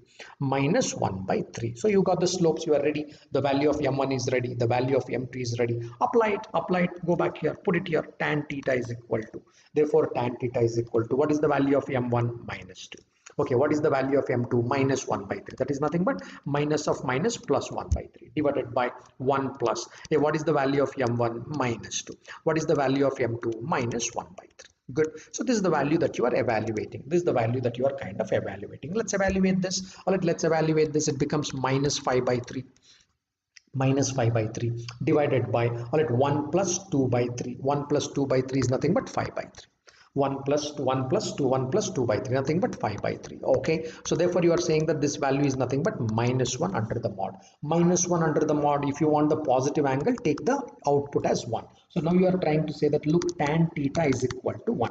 We all know tan of all it. Now I said that, okay, why you should remember at least tan 0, tan 30, tan 45 degrees, these angles, right? Tan 30, 45, right? 60 and 90. Then you say that tan 45 is nothing but 1. All right, from your memory, you get tan 45 is equal to 1 when tan theta is equal to 45. Conclusion, theta is equal to 45 degrees. Theta is equal to 45 degrees. Say, why did I say acute angle? Simple, guys. When two lines are intersecting like this, all right, there will be, all right, now this angle is 45. If this is 45, there would be another angle on this particular side which can also be written as 135 in that case. All right, that particular angle can be written as 135 there. All right, you can write that as 135. So that's precisely the point author is trying to make. He's trying to say that, see, this can also write it as 135. No confusion. I want one answer. Therefore, everybody mark 45. Otherwise, there will be two answers. Angle between the lines can be 45. Angle can be 145 because already are 145. Therefore, he clearly said that give me the acute angle. If you want the acute angle, take the positive output. Take the positive output. That's where you are putting the mod. Whenever you want the positive output, take the mod value there and write the answer there. Good. Okay, so far it is good. You are getting the angle between the lines. Okay, there is another one similar to this. I guess you can do this. So I'm leaving this now. So okay, I'm going to some of the beautiful applications. So listen to me. All right, from here, read this question. So I'm doing the next level problems. Couple of next level problem I will do now. The basic foundation level is done. We have another 35-40 minutes. Let's take up the application at the next level in the next 35 minutes. Not entire 35 minutes. Sometime after that, I will also brief you about the transformations, etc.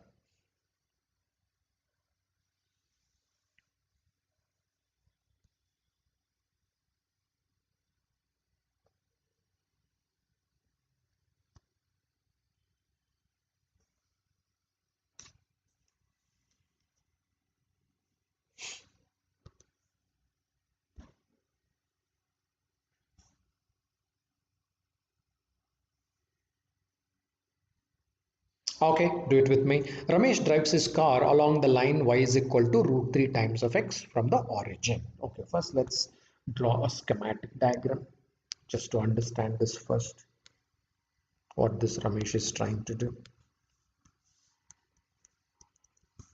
Okay, so Ramesh drives his car along a line y is equal to root 3 comma x, root 3 times of x from the origin. Where is origin? Here, 0 comma 0. From the origin. Now look at this, my friends. Y is equal to root 3 times of x. Point here is what is the slope. Therefore, this is the slope. This is the slope. This is the slope, which is nothing but tan theta.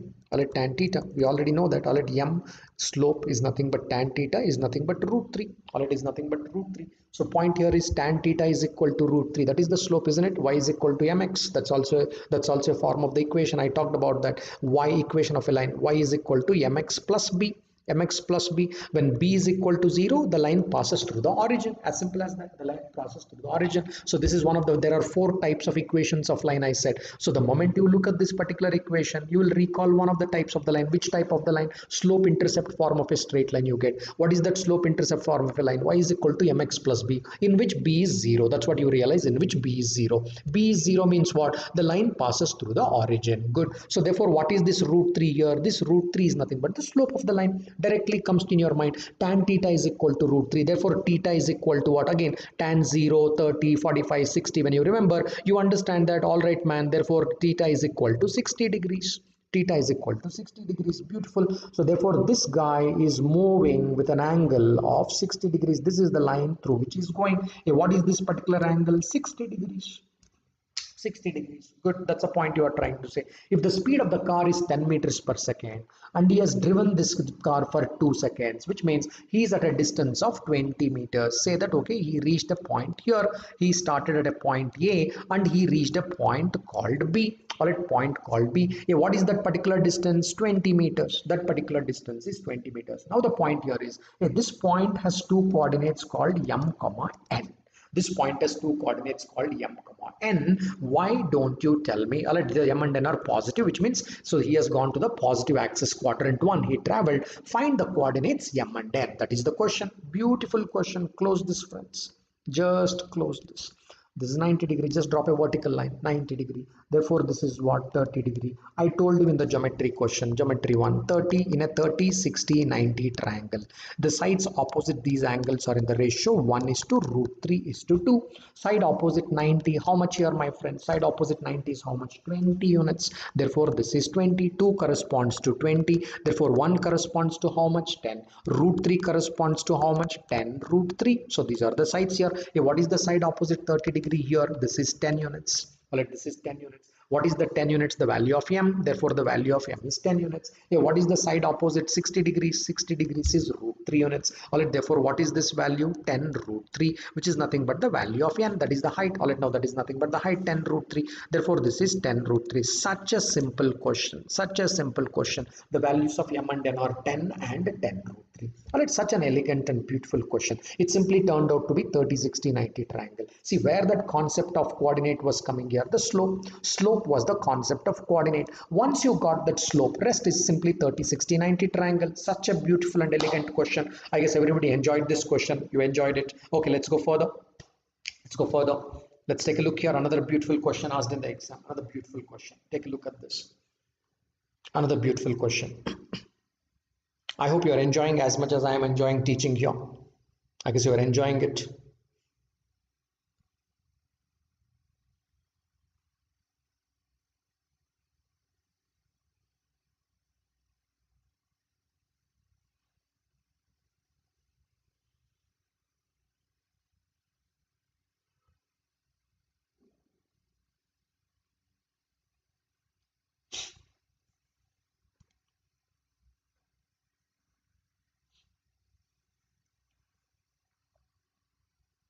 Okay, so here what is happening? So let's draw that schematic diagram. You might have read it. Let me draw that schematic diagram. There is x-axis and y-axis. Y-axis. Okay, now there is a line y is equal to 2x plus 5. You got to drop this quickly here. Y is equal to 2x plus 5. Get the x-intercept, my friends. In the sense, case 1, put y is equal to 0. When you put y is equal to 0, 2x plus 5. Therefore, x is equal to, when y is equal to 0, you put y is equal to 0, case 1. You get the value of x is equal to minus 2.5. X is equal to minus 2.5. Good. So therefore you are trying to say that on the y coordinate, that's the equation, right? Y is equal to 2x plus 5. Y is equal to 2x plus 5. You put y is equal to 0. You get the value of x is equal to minus 2.5. Here is a point. When y is equal to 0, the value of x is minus 2.5. Here, minus 2.5 comma 0. That's one of the points. Okay, that's a point A. Right, that's one point A. Why I'm talking about these A and B here, all of these points here? Because Akbar and Birbal are starting simultaneously from the points where it cuts the x-axis. All right, no, that's where A. Akbar is starting, this guy A. All right, A is starting where it cuts the x-axis, because there is a word respectively where it cuts the x-axis. Akbar starts where it cuts the x-axis. So I found out that where it is cutting the x-axis, that's where Akbar is starting. Very good. So where will Birbal start? Let's put that here. Put x is equal to 0 in this equation. Go to the same equation, put x is equal to 0 in it. In the sense, y is equal to 2x plus 5. In this, put x is equal to 0. Earlier you put y is equal to 0. You put x is equal to 0. If I put x is equal to 0, y is equal to 5. I get my output as y is equal to 5. So y is equal to 5 somewhere here. Right, somewhere here. Therefore, you say that okay, Birbal is starting somewhere here where the coordinate are 0, 5. 0, comma 5. Therefore, where is that straight line, friends? This is the straight line I am talking about. They are walking on this particular straight line. How? Akbar is walking towards this direction, Birbal is walking towards this direction, because they want to meet each other. A and B started from those points where I marked it, and they're walking towards each other to meet. All right, they move towards each other. It is given. I'm not assuming. They move towards each other. The point here is they meet where y coordinate is 2. Find the ratio of the speed of Akbar to that of Birbal. They meet where the y coordinate is 2. All right, they meet at a point where y coordinate is 2. Now look at this. What is the y coordinate here? The y coordinate is 5. Similarly, mark a point here. Mark a point here. Call this as 0, 2. This line will be 0, 2, where the y coordinate is going to be 2. Right, where the y coordinate is going to be 2, 0, 2. Okay, at that place, mark a line which is parallel, which means they met at this particular point, because the y coordinate has to be 2. What is the x coordinate? Don't know. It has some x coordinate, but the y coordinate of this particular point is 2. But the y coordinate of this particular point is 2. That is what author said. Now listen to me, friends. All right, now so we did a study in a triangle. We did a study in a triangle. Now listen very carefully here. All right, AB. All right, let me call it something like this. AOB is a triangle. In AOB triangle, I have a point. I have a point P.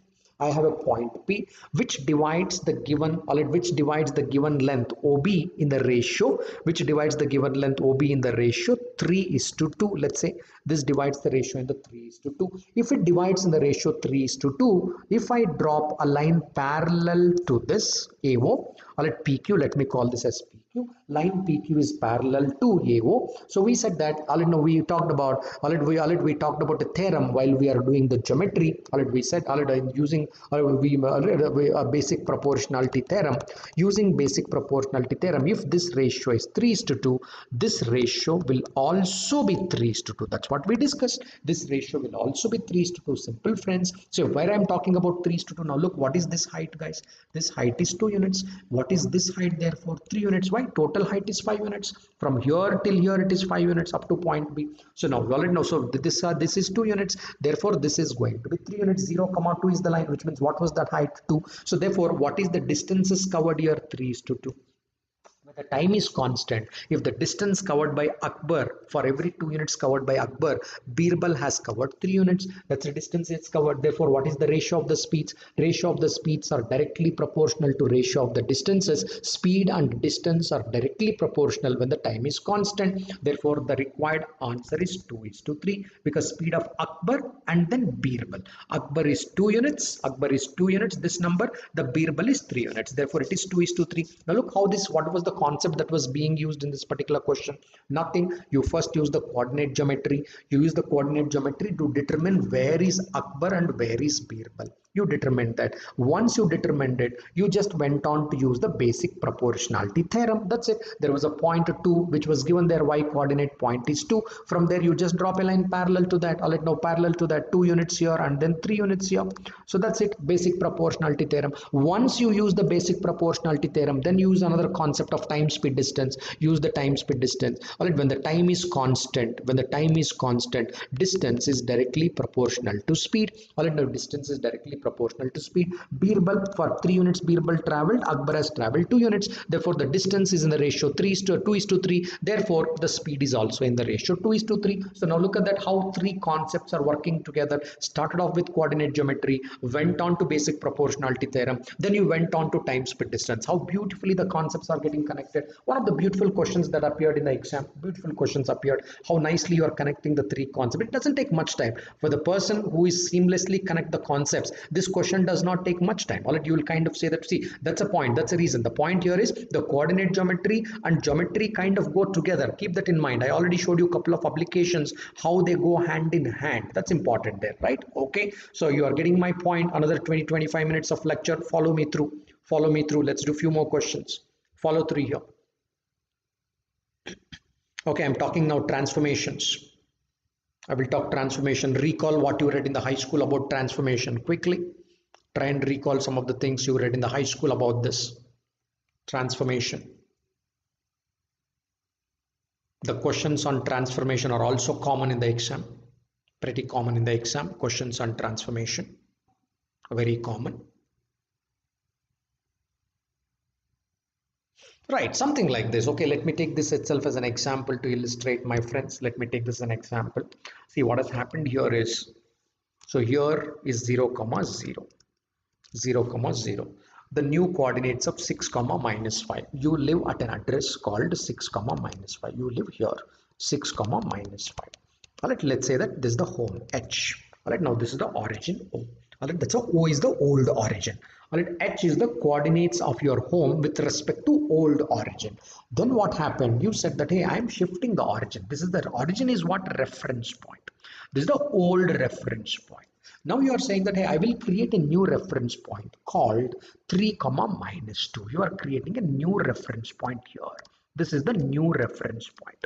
This is the new reference point. Now you are saying that, hey, therefore I will keep my compass at this place. I will keep my compass at this place. Therefore, from the new reference point, this will be the x coordinate. This is the x distance, and this is going to be the y distance. This is going to be the y distance. Naturally, your x distance and y distance are going to change because this new coordinate, you are already 3 units away. Coordinate was 6 units away. Therefore, this x coordinate is another 3 units away. All right, from your y coordinate, this is minus 7 down. Out of minus 7 down, you are already down by minus 2. Therefore, this will be down by another minus 5. All right, minus 2 plus minus 5 will become minus 7. Yeah, therefore, all it knows. So you are talking about what is the x coordinate, my friends? 3. What is the y coordinate, my friends? Minus 5. 3 comma minus 5 is my answer technically. Right now, 3 comma minus 5 is my answer. Okay, how do I get this? What is that? All it know. So what is the relationship with coordinates? Listen to me very carefully here. Listen to me very, very carefully here. New coordinate of a point. This is all you learned in this high school. I showed it through the diagram here. So, but how did you learn? You learned something like this. New coordinate of a point. New coordinate is nothing but, new coordinate of a point is nothing but old coordinate. Old coordinate. New coordinate of a point is nothing but old coordinate minus new origin. Minus new origin. That's all the point that you refer here. All right, now new coordinate of a point is nothing but its old coordinate minus the reference. Reference point is what? New origin. This is all you learned in a high school. Okay, let me do it for x-axis, my friends. What is the new x coordinate? X new. I'm writing it as the new coordinate of x in this question. X new. X new is what? Old coordinate. What is the old coordinate here, my friends? Old coordinate of x is 6. Okay, where is the new origin? What is the x coordinate? Because you're talking about x coordinate, talk only x points here. Where is that new origin? New origin is at 3.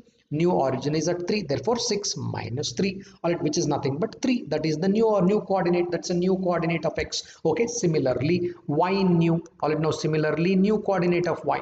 How do I find the new coordinate of y? What is the old coordinate of y? It's minus 7. Minus 7. Then minus of. This minus is in the formula itself. Minus of. Okay. The new origin. Where is the new origin? It is at minus 2. It is at minus 2. Therefore, what is the overall value here? Minus 5. Therefore, x coordinate, new coordinate of x is 3. New coordinate of y is minus 5. Therefore, you got it as 3 times. So 3 comma minus 5. Simple one. That's how you do this. This box you should remember for transformation. New coordinate is nothing but old coordinate minus new origin. If you remember this box, every transformation is simple. I tried to explain through this diagram. If you understood or not does not matter. What matters most is this box you should remember. New coordinate is nothing but old coordinate minus new origin. If you remember this, you are done. All right, you are done. You can easily calculate the required answers there. Okay, here we go. Take a look at this question.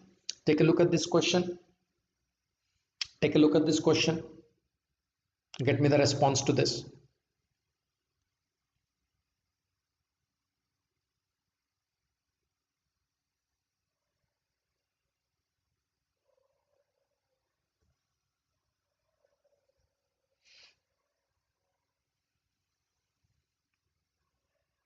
Okay, now what is given to me? Okay, old coordinates are given. Old coordinates are given. These are old coordinates. These are new coordinates. These are new coordinates. What is asked? Let's shifted to. Let's let origin. New origin. Origin is shifted. Origin is shifted means what? The coordinates of new origin. because the old origin, if you ask me, where is old origin? Old origin is at 0 0. That's old origin is nothing but the basic reference point, which is 0 0. The old coordinates are given, new coordinates are given. He's asking that tell me the coordinates of the new origin. That's a question. All right, that's a question here. Okay, what do you know? You know this new origin. All right, new coordinates, new coordinate point is nothing but the old coordinates minus new origin. All right, new origin. This is what I asked you to remember. All right, this is what I asked you to remember. Put it in perspective, friends, with respect to x. All right, with respect to x, you put it to perspective. Where is the old coordinate of x? Old coordinate of x is at 6. Sorry, first write the new coordinate. Where is the new coordinate? It is at 4. New coordinate is at 4. Where is the old coordinate? It is at 6. What is the new origin? Call it as x. All right, therefore x is equal to minus x is equal to, all right, therefore x is equal to 2. All right, therefore x is equal to 2. Good. Okay, put it to the y perspective. Now go to the y perspective. So y, all right, where is the where is the new coordinate of y? It is at 5. Write it. It's at 5. Where is the old coordinate of y? All right, that is at 2.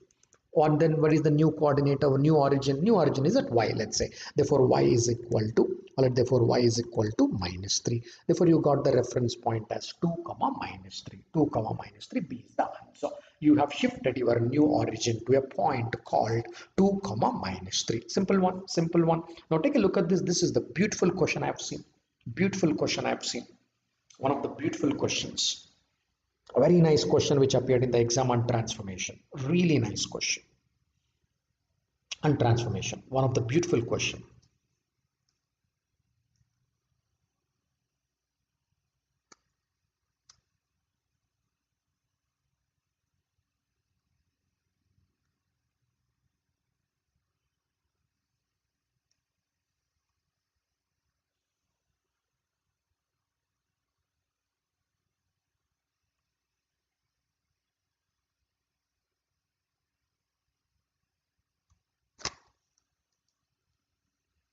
Okay, yeah, firstly, all right, firstly, let us take a look at this. Firstly, let us take a look at this. The given expression is firstly x plus y whole square is equal to 0.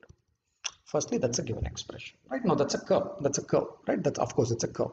X plus y whole square is equal to 0 is a curve. It's not a, all right, it's a, all right, that's a transformation of this equation. It's a curve. Good. Okay, let's keep that. All right, let's keep that. Then when origin is translated to, now look at that, origin has been shifted. When the origin is shifted, in the sense, what do you mean by this? All right, no, so old or all right, no, so the new coordinates, basically the new coordinate is equal to old coordinate minus new origin. Okay, so now what I want here, new coordinate of a point is what I want. All right, let's say that the new coordinate is, all right, new coordinate is capital X. Let's say new coordinate is capital X. If what, where was the old coordinate here? All right, now let's say where was the old coordinate here? Old coordinate was at X. I'm just writing it as capital X, nothing wrong, capital X. The old coordinate of the x-axis was x. Where was the, or where is the new origin here? New origin is 2. Therefore, what is the new coordinate x? New coordinate x is equal to x minus 2. The new coordinate is nothing but x minus 2. Very good. Let us go to y, friends. What is the new coordinate of y? Capital Y. Let me simply write as a capital Y. There is no difference between capital Y, small y. For your understanding, I am writing a capital Y. Let the new coordinate of the point be capital Y. What was the old coordinate? Small y. What was the old coordinate? Small y. Okay, minus. Where is the new origin? New origin is at minus 3. Minus of minus 3, which will become plus 3. Plus 3. Simply put, all that is trying to say is the transformation is in place of x. Basically, all right, how do you understand this from algebraic perspective? Replace x by x minus 2. In the given equation, replace x by x minus 2 when you want the, all right, when you want the new transformed equation. How you are getting this? X minus 2. Replace y by, there is nothing called as capital X and capital Y. That is for our reference. That is it. Replace y by, the word is replace. Replace y by y plus 3. You get the required answer. Replace y by y plus 3. Now go here, substitute it in this, replace x with x plus 2. All right, now so what was given to me? X plus y whole square is equal to 0. Replace x by what? Replace x by x minus 2. Very good, I replaced it. Plus, replace y by what? Replace y by y plus 3. Y plus 3 whole square is equal to 0. Okay, now this becomes what, my friends?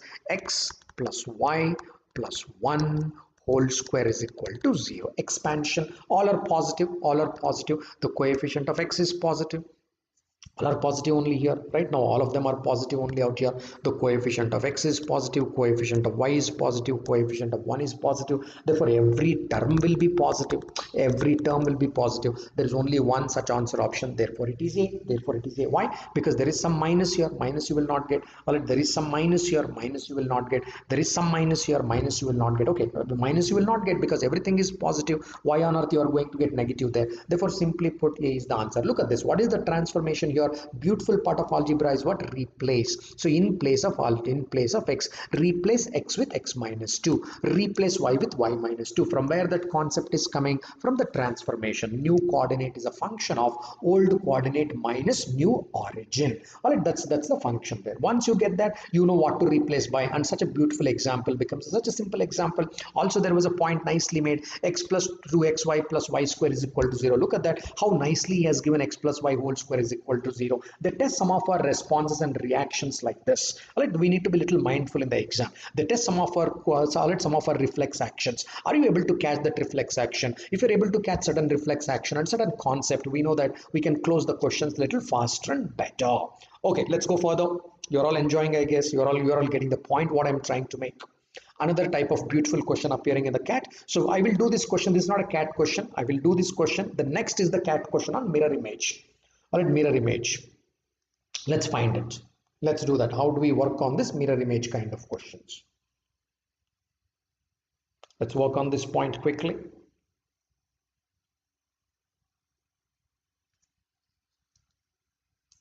Okay, you read it? Let's do it together. Find the mirror image of this particular point, or mirror image, if the mirror image of a particular point with respect to a line. See here, generally we keep the mirrors vertical, right? Mirrors, generally we keep it vertical. So here already it's just a coordinate geometry, already in the sense like mirror can be any line here. Hey, what is that author is trying to say? He is trying to say that, look, I have a point A called 2, 1. I have a point A called 2, 1. There is a point. There is another point called 8, 3. Alright, there is another point called 8, 3. There is another point B called 8, minus 3. Alright, that's what he's trying to say. There is another point called 8, minus 3. Alright, 8, minus 3. Now these are the 2 points. He's saying that, okay, this is the mirror image. B is the image of A. Alright, mirror image of point A is B. B is the mirror image. How mirror should be? Mirror should be perpendicular. Mirror should be perpendicular and it should be right in between. That's what you mean by the mirror image, which means C. There is a point C here. Yeah, what is the C? C is the midpoint. C is the midpoint of AB. C is the midpoint of AB. Good. Can I get the values of C? Of course you can get the value of C. The midpoint formula in the mirror always. Solid mirror, point number 1. What is the point number 1? Mirror is perpendicular. Mirror is always kept perpendicular. It is not slanting. Mirror is perpendicular to the line of vision. So AB is a line. AB is a line. If there is a mirror image, then how the mirror should be? Mirror should be kept perpendicular to the line AB. That is point number 1.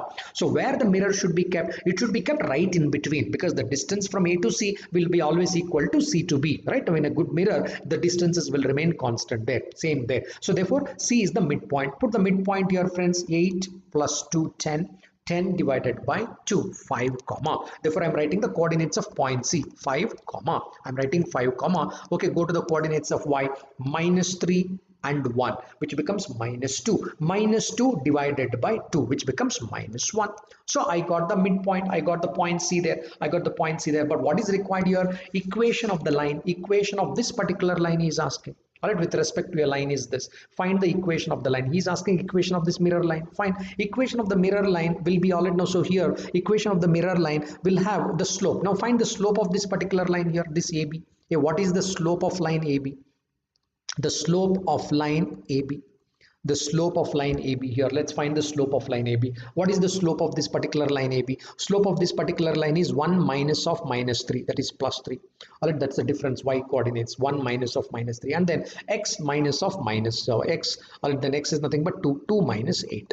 2 minus 8. Therefore, you are saying that this is nothing but 4 divided by minus 6. That is nothing but minus 2 by 3. Now look, that is the slope of this particular line, M1.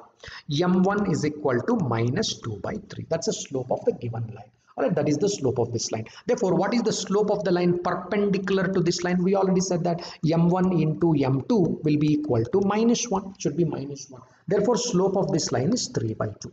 Slope of this line is 3 by 2. Why? Because m1 into m2 should be equal to -1. Therefore, slope of m2 should be this. Great. Therefore, what is the equation of a line? Slope point form of a line. What is that I will use? Slope point form of a straight line. What is the slope? Slope is 3 by 2. What is the one of the points? One of the points is 5 comma -1. One of the points is 5 comma -1. It's right here, 5 comma -1. That's one of the points, 5 comma -1. I know slope. I know one of the points which lies on that. Therefore, I can create the equation of a line. What is slope point form of a straight line? Y minus y1 is also equal to m times of x minus x1. What is y? Y minus, what is y1? Y1 is nothing but -1. -1 becomes +1. Okay, y plus 1 is slope is nothing but 3 by 2 times of x minus x1, that is x minus 5. We can simplify and we can give the answer to this. Okay, now this is the basic. This is the basic what I did. Let's do a cat type of question, or any question in the exam generally. Let's do this question. This will give a right perspective on this. Take a minute here, think about it. Take a minute here, think about it. You would have got the basic element here. One, what is the basic element I'm talking about? Mirror should be kept perpendicular to the line of vision. Mirror should be perpendicular. Also, the mirror is right in between. Mirror is right in between. Those are the 2 points. Apply the same 2 points here and get to the answer. Get me the reflection point. Get me the reflection point on this.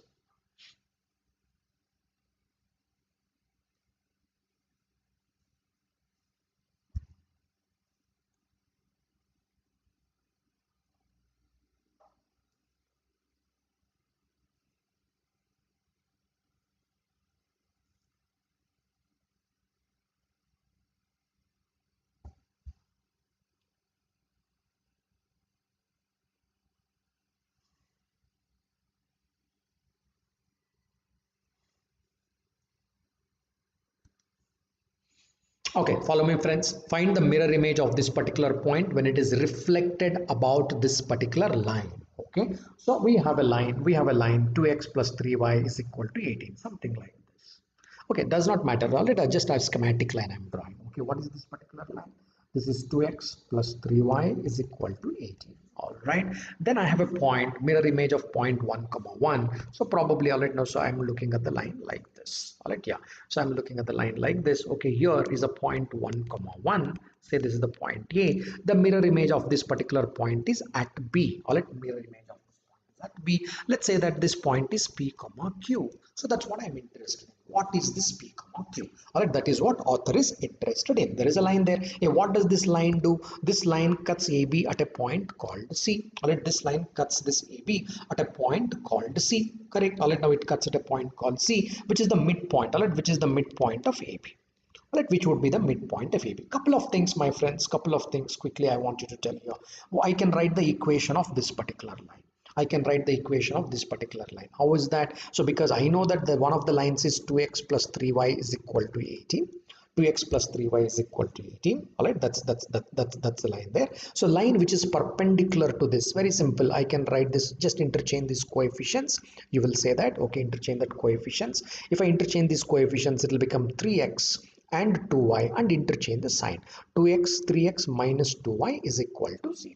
Or sorry, is equal to k. Minus 2y will be equal to k then. All right, minus equal to k. So now to find, all right, now to find this, all right, to also find this, what I need to know here, I also need to know that, okay, so now I also need to know this midpoint. What is the midpoint here, friends? The midpoint here is nothing but p plus 1 divided by 2.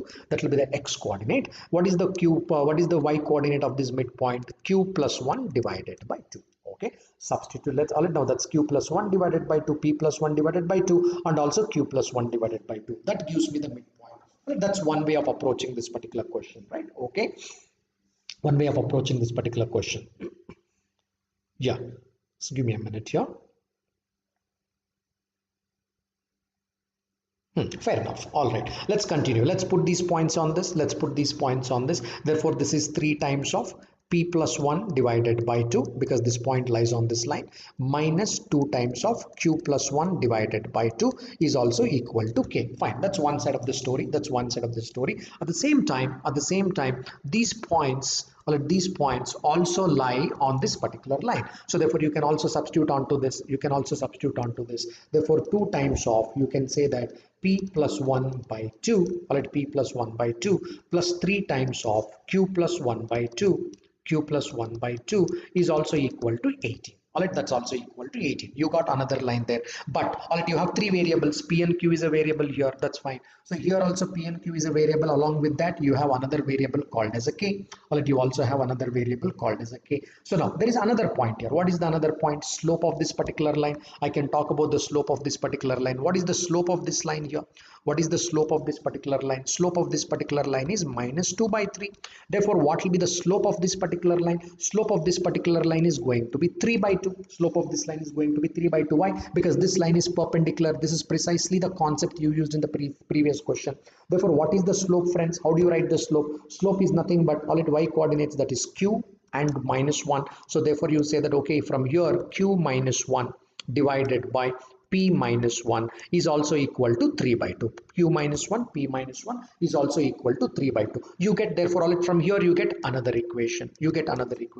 That is 3 times of p minus 1 is also equal to 2 times of q minus 1. Oh, this is an equation in terms of p and q. That is nothing but 3p plus minus 2q. 3p minus 2q is also equal to 1. So look, you have one equation here, you have the second equation here. Solve these two equations, you will get the value of p and q. Once you get the value of p and q, you can find the midpoint of the coordinate c. You can find the midpoint. Probably this work was not required. All right, this wasn't required in this question. All right, this wasn't required.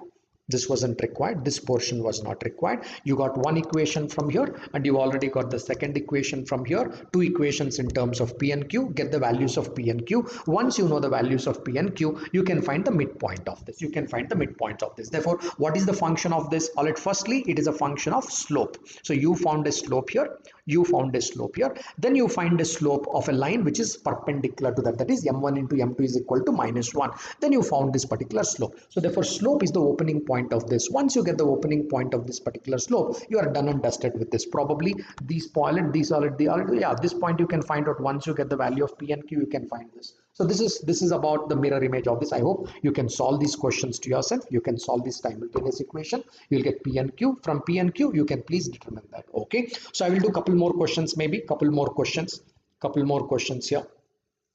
On circle, I will do about 1 or 2 questions on circle. Take a look at this beautiful question on circle, and then we'll close. We'll do this circle, couple more questions on circle, then we will close.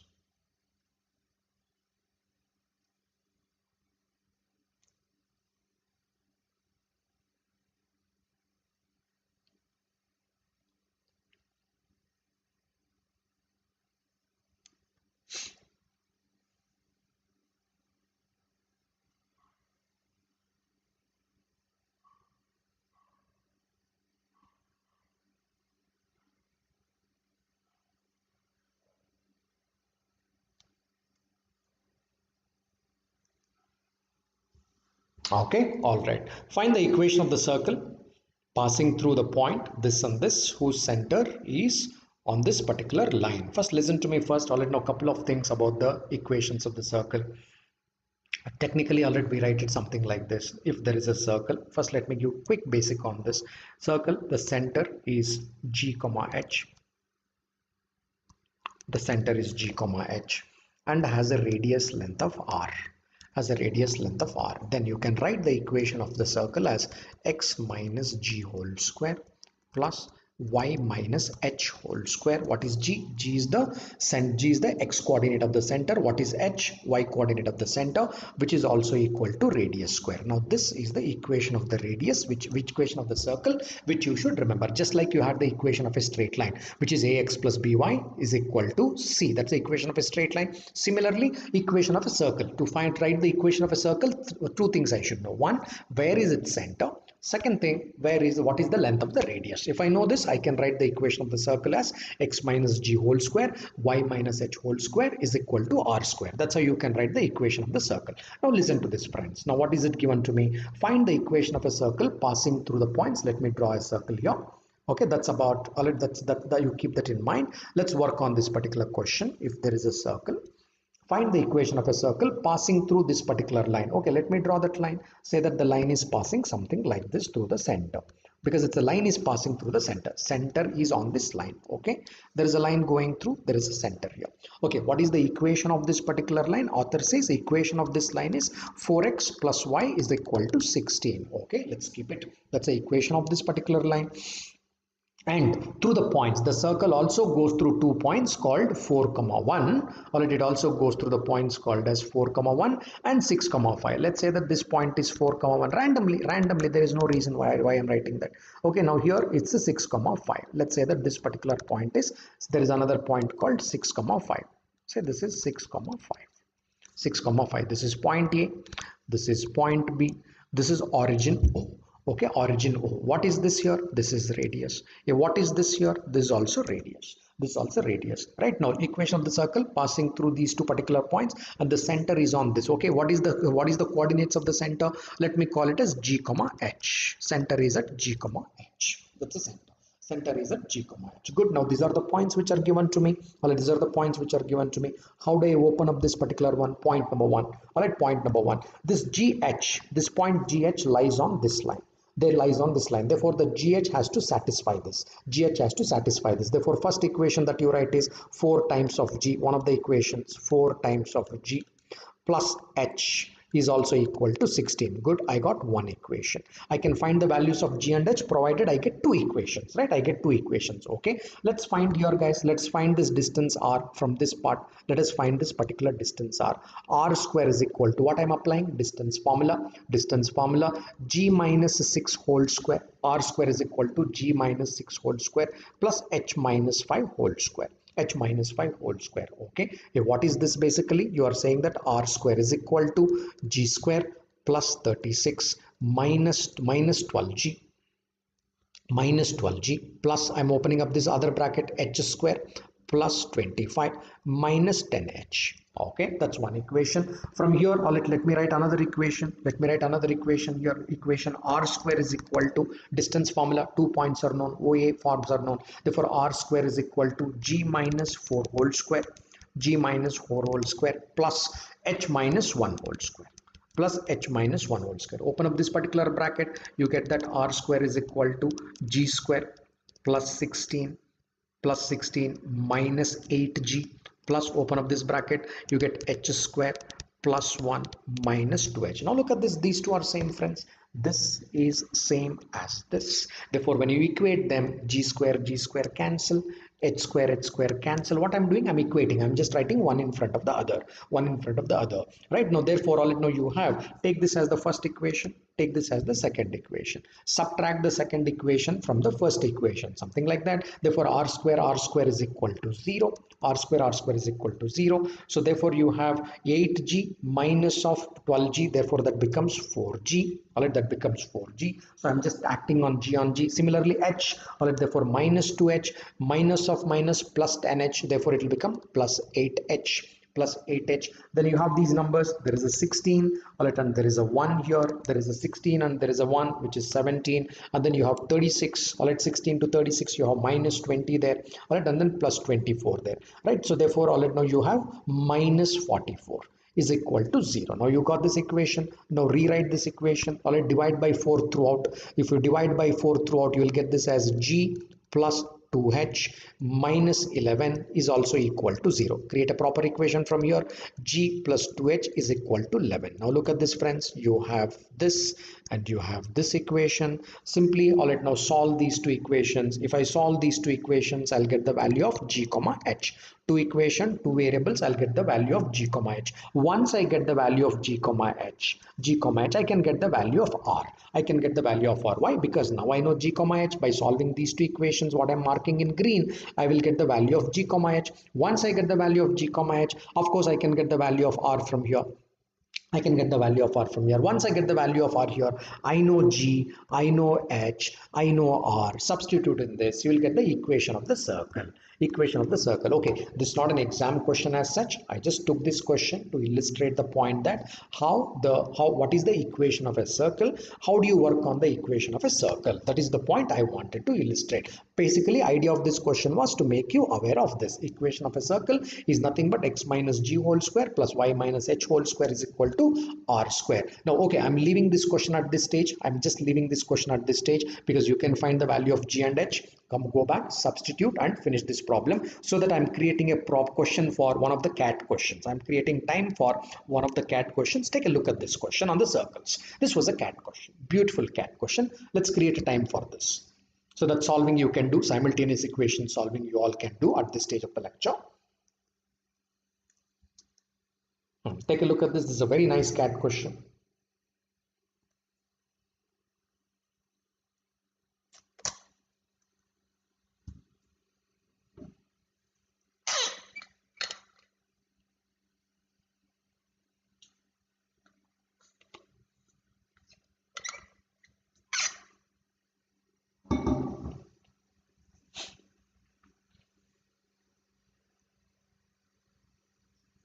Okay, let me draw a schematic diagram for this. Might look like this. I don't know. All right, now this line can also look like this. This is the line, friends. Okay, now this is the center. All right, this is the center of this circle. So where is the center here? 1, 2. All right, G and H, equation of the circle. What is this center here? 1, 2. Okay, so what is this particular line? This particular line is 4x plus 3y is equal to 35. You may say that no, this line can be here also, somewhere here. Possible. I'm not denying it. It can be possible. If that is the case, he's saying that what is the minimum distance, or what is the minimum distance between a point on the circle and this particular line, a point on the circle and this line? 0. If this line is like this, if this line is like this, a point on the circle, minimum distance, minimize 0, minimize 0. Why minimize 0? Because I will take this point P. What is the minimum distance between the circle and the point? It becomes 0. If it is like that, it becomes 0. So therefore, all right, now how do I start? I'll start by an illustration that okay, distance can be something. Here there is a point here, this is D. The distance, minimum distance, is always a perpendicular distance. Minimum distance is always a perpendicular distance. Assume that Mn is what I want to find out. Mn can be 0 also. I'm not denying that fact. But what is the minimum distance? Is nothing but Mn. How do I get this Mn? I will get the distance On. I will get the distance ON, or let O to N, from here till here, ON, minus I will subtract the radius. What is radius? OM. I will subtract OM. Therefore, I will get MN.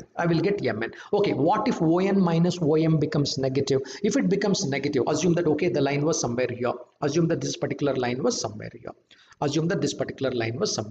So then, all right, now N will be shifted here. This point N will be here. ON will be a small number. ON will be a small number. OM will be a larger number. Therefore, Mn becomes negative. If Mn is negative, then I know that the answer should be 0, because shortest distance will become 0. Why I should take it as negative? Which means there is a point of intersection like this. It becomes 0. Okay, if it did not become negative, Mn remained positive. If Mn remained positive, then I know that that becomes the shortest distance. And shortest distance is also nothing but the perpendicular distance. Now look, what are the elements required in this question, friends? First, you should know that the centers are at 1, 2. First, you should know that the centers are 1, 2. You should know the equation of the circle. What is the radius? 3. 9 can be written as 3 square. Therefore, you know that the value of the radius is 3 units. That's another point. The length of OM is equal to 3 units. That's another point. So therefore, what you need to find out? You need to find the length of ON. What do you mean by length of ON? The perpendicular distance between a point and a line. How do you find the perpendicular distance between a point and a line? We already spoke about this. The perpendicular distance between a point and a line is nothing but under root of ax1 plus by1 plus c1 divided by under root of a square plus b square. All right, where is that equation? Right here. All right, that equation is right here. Therefore, the distance ON, minimum distance ON, all right, ON is nothing but under root of, all right, 4 times of, what is the x1, friends? 1. 4 times of 1.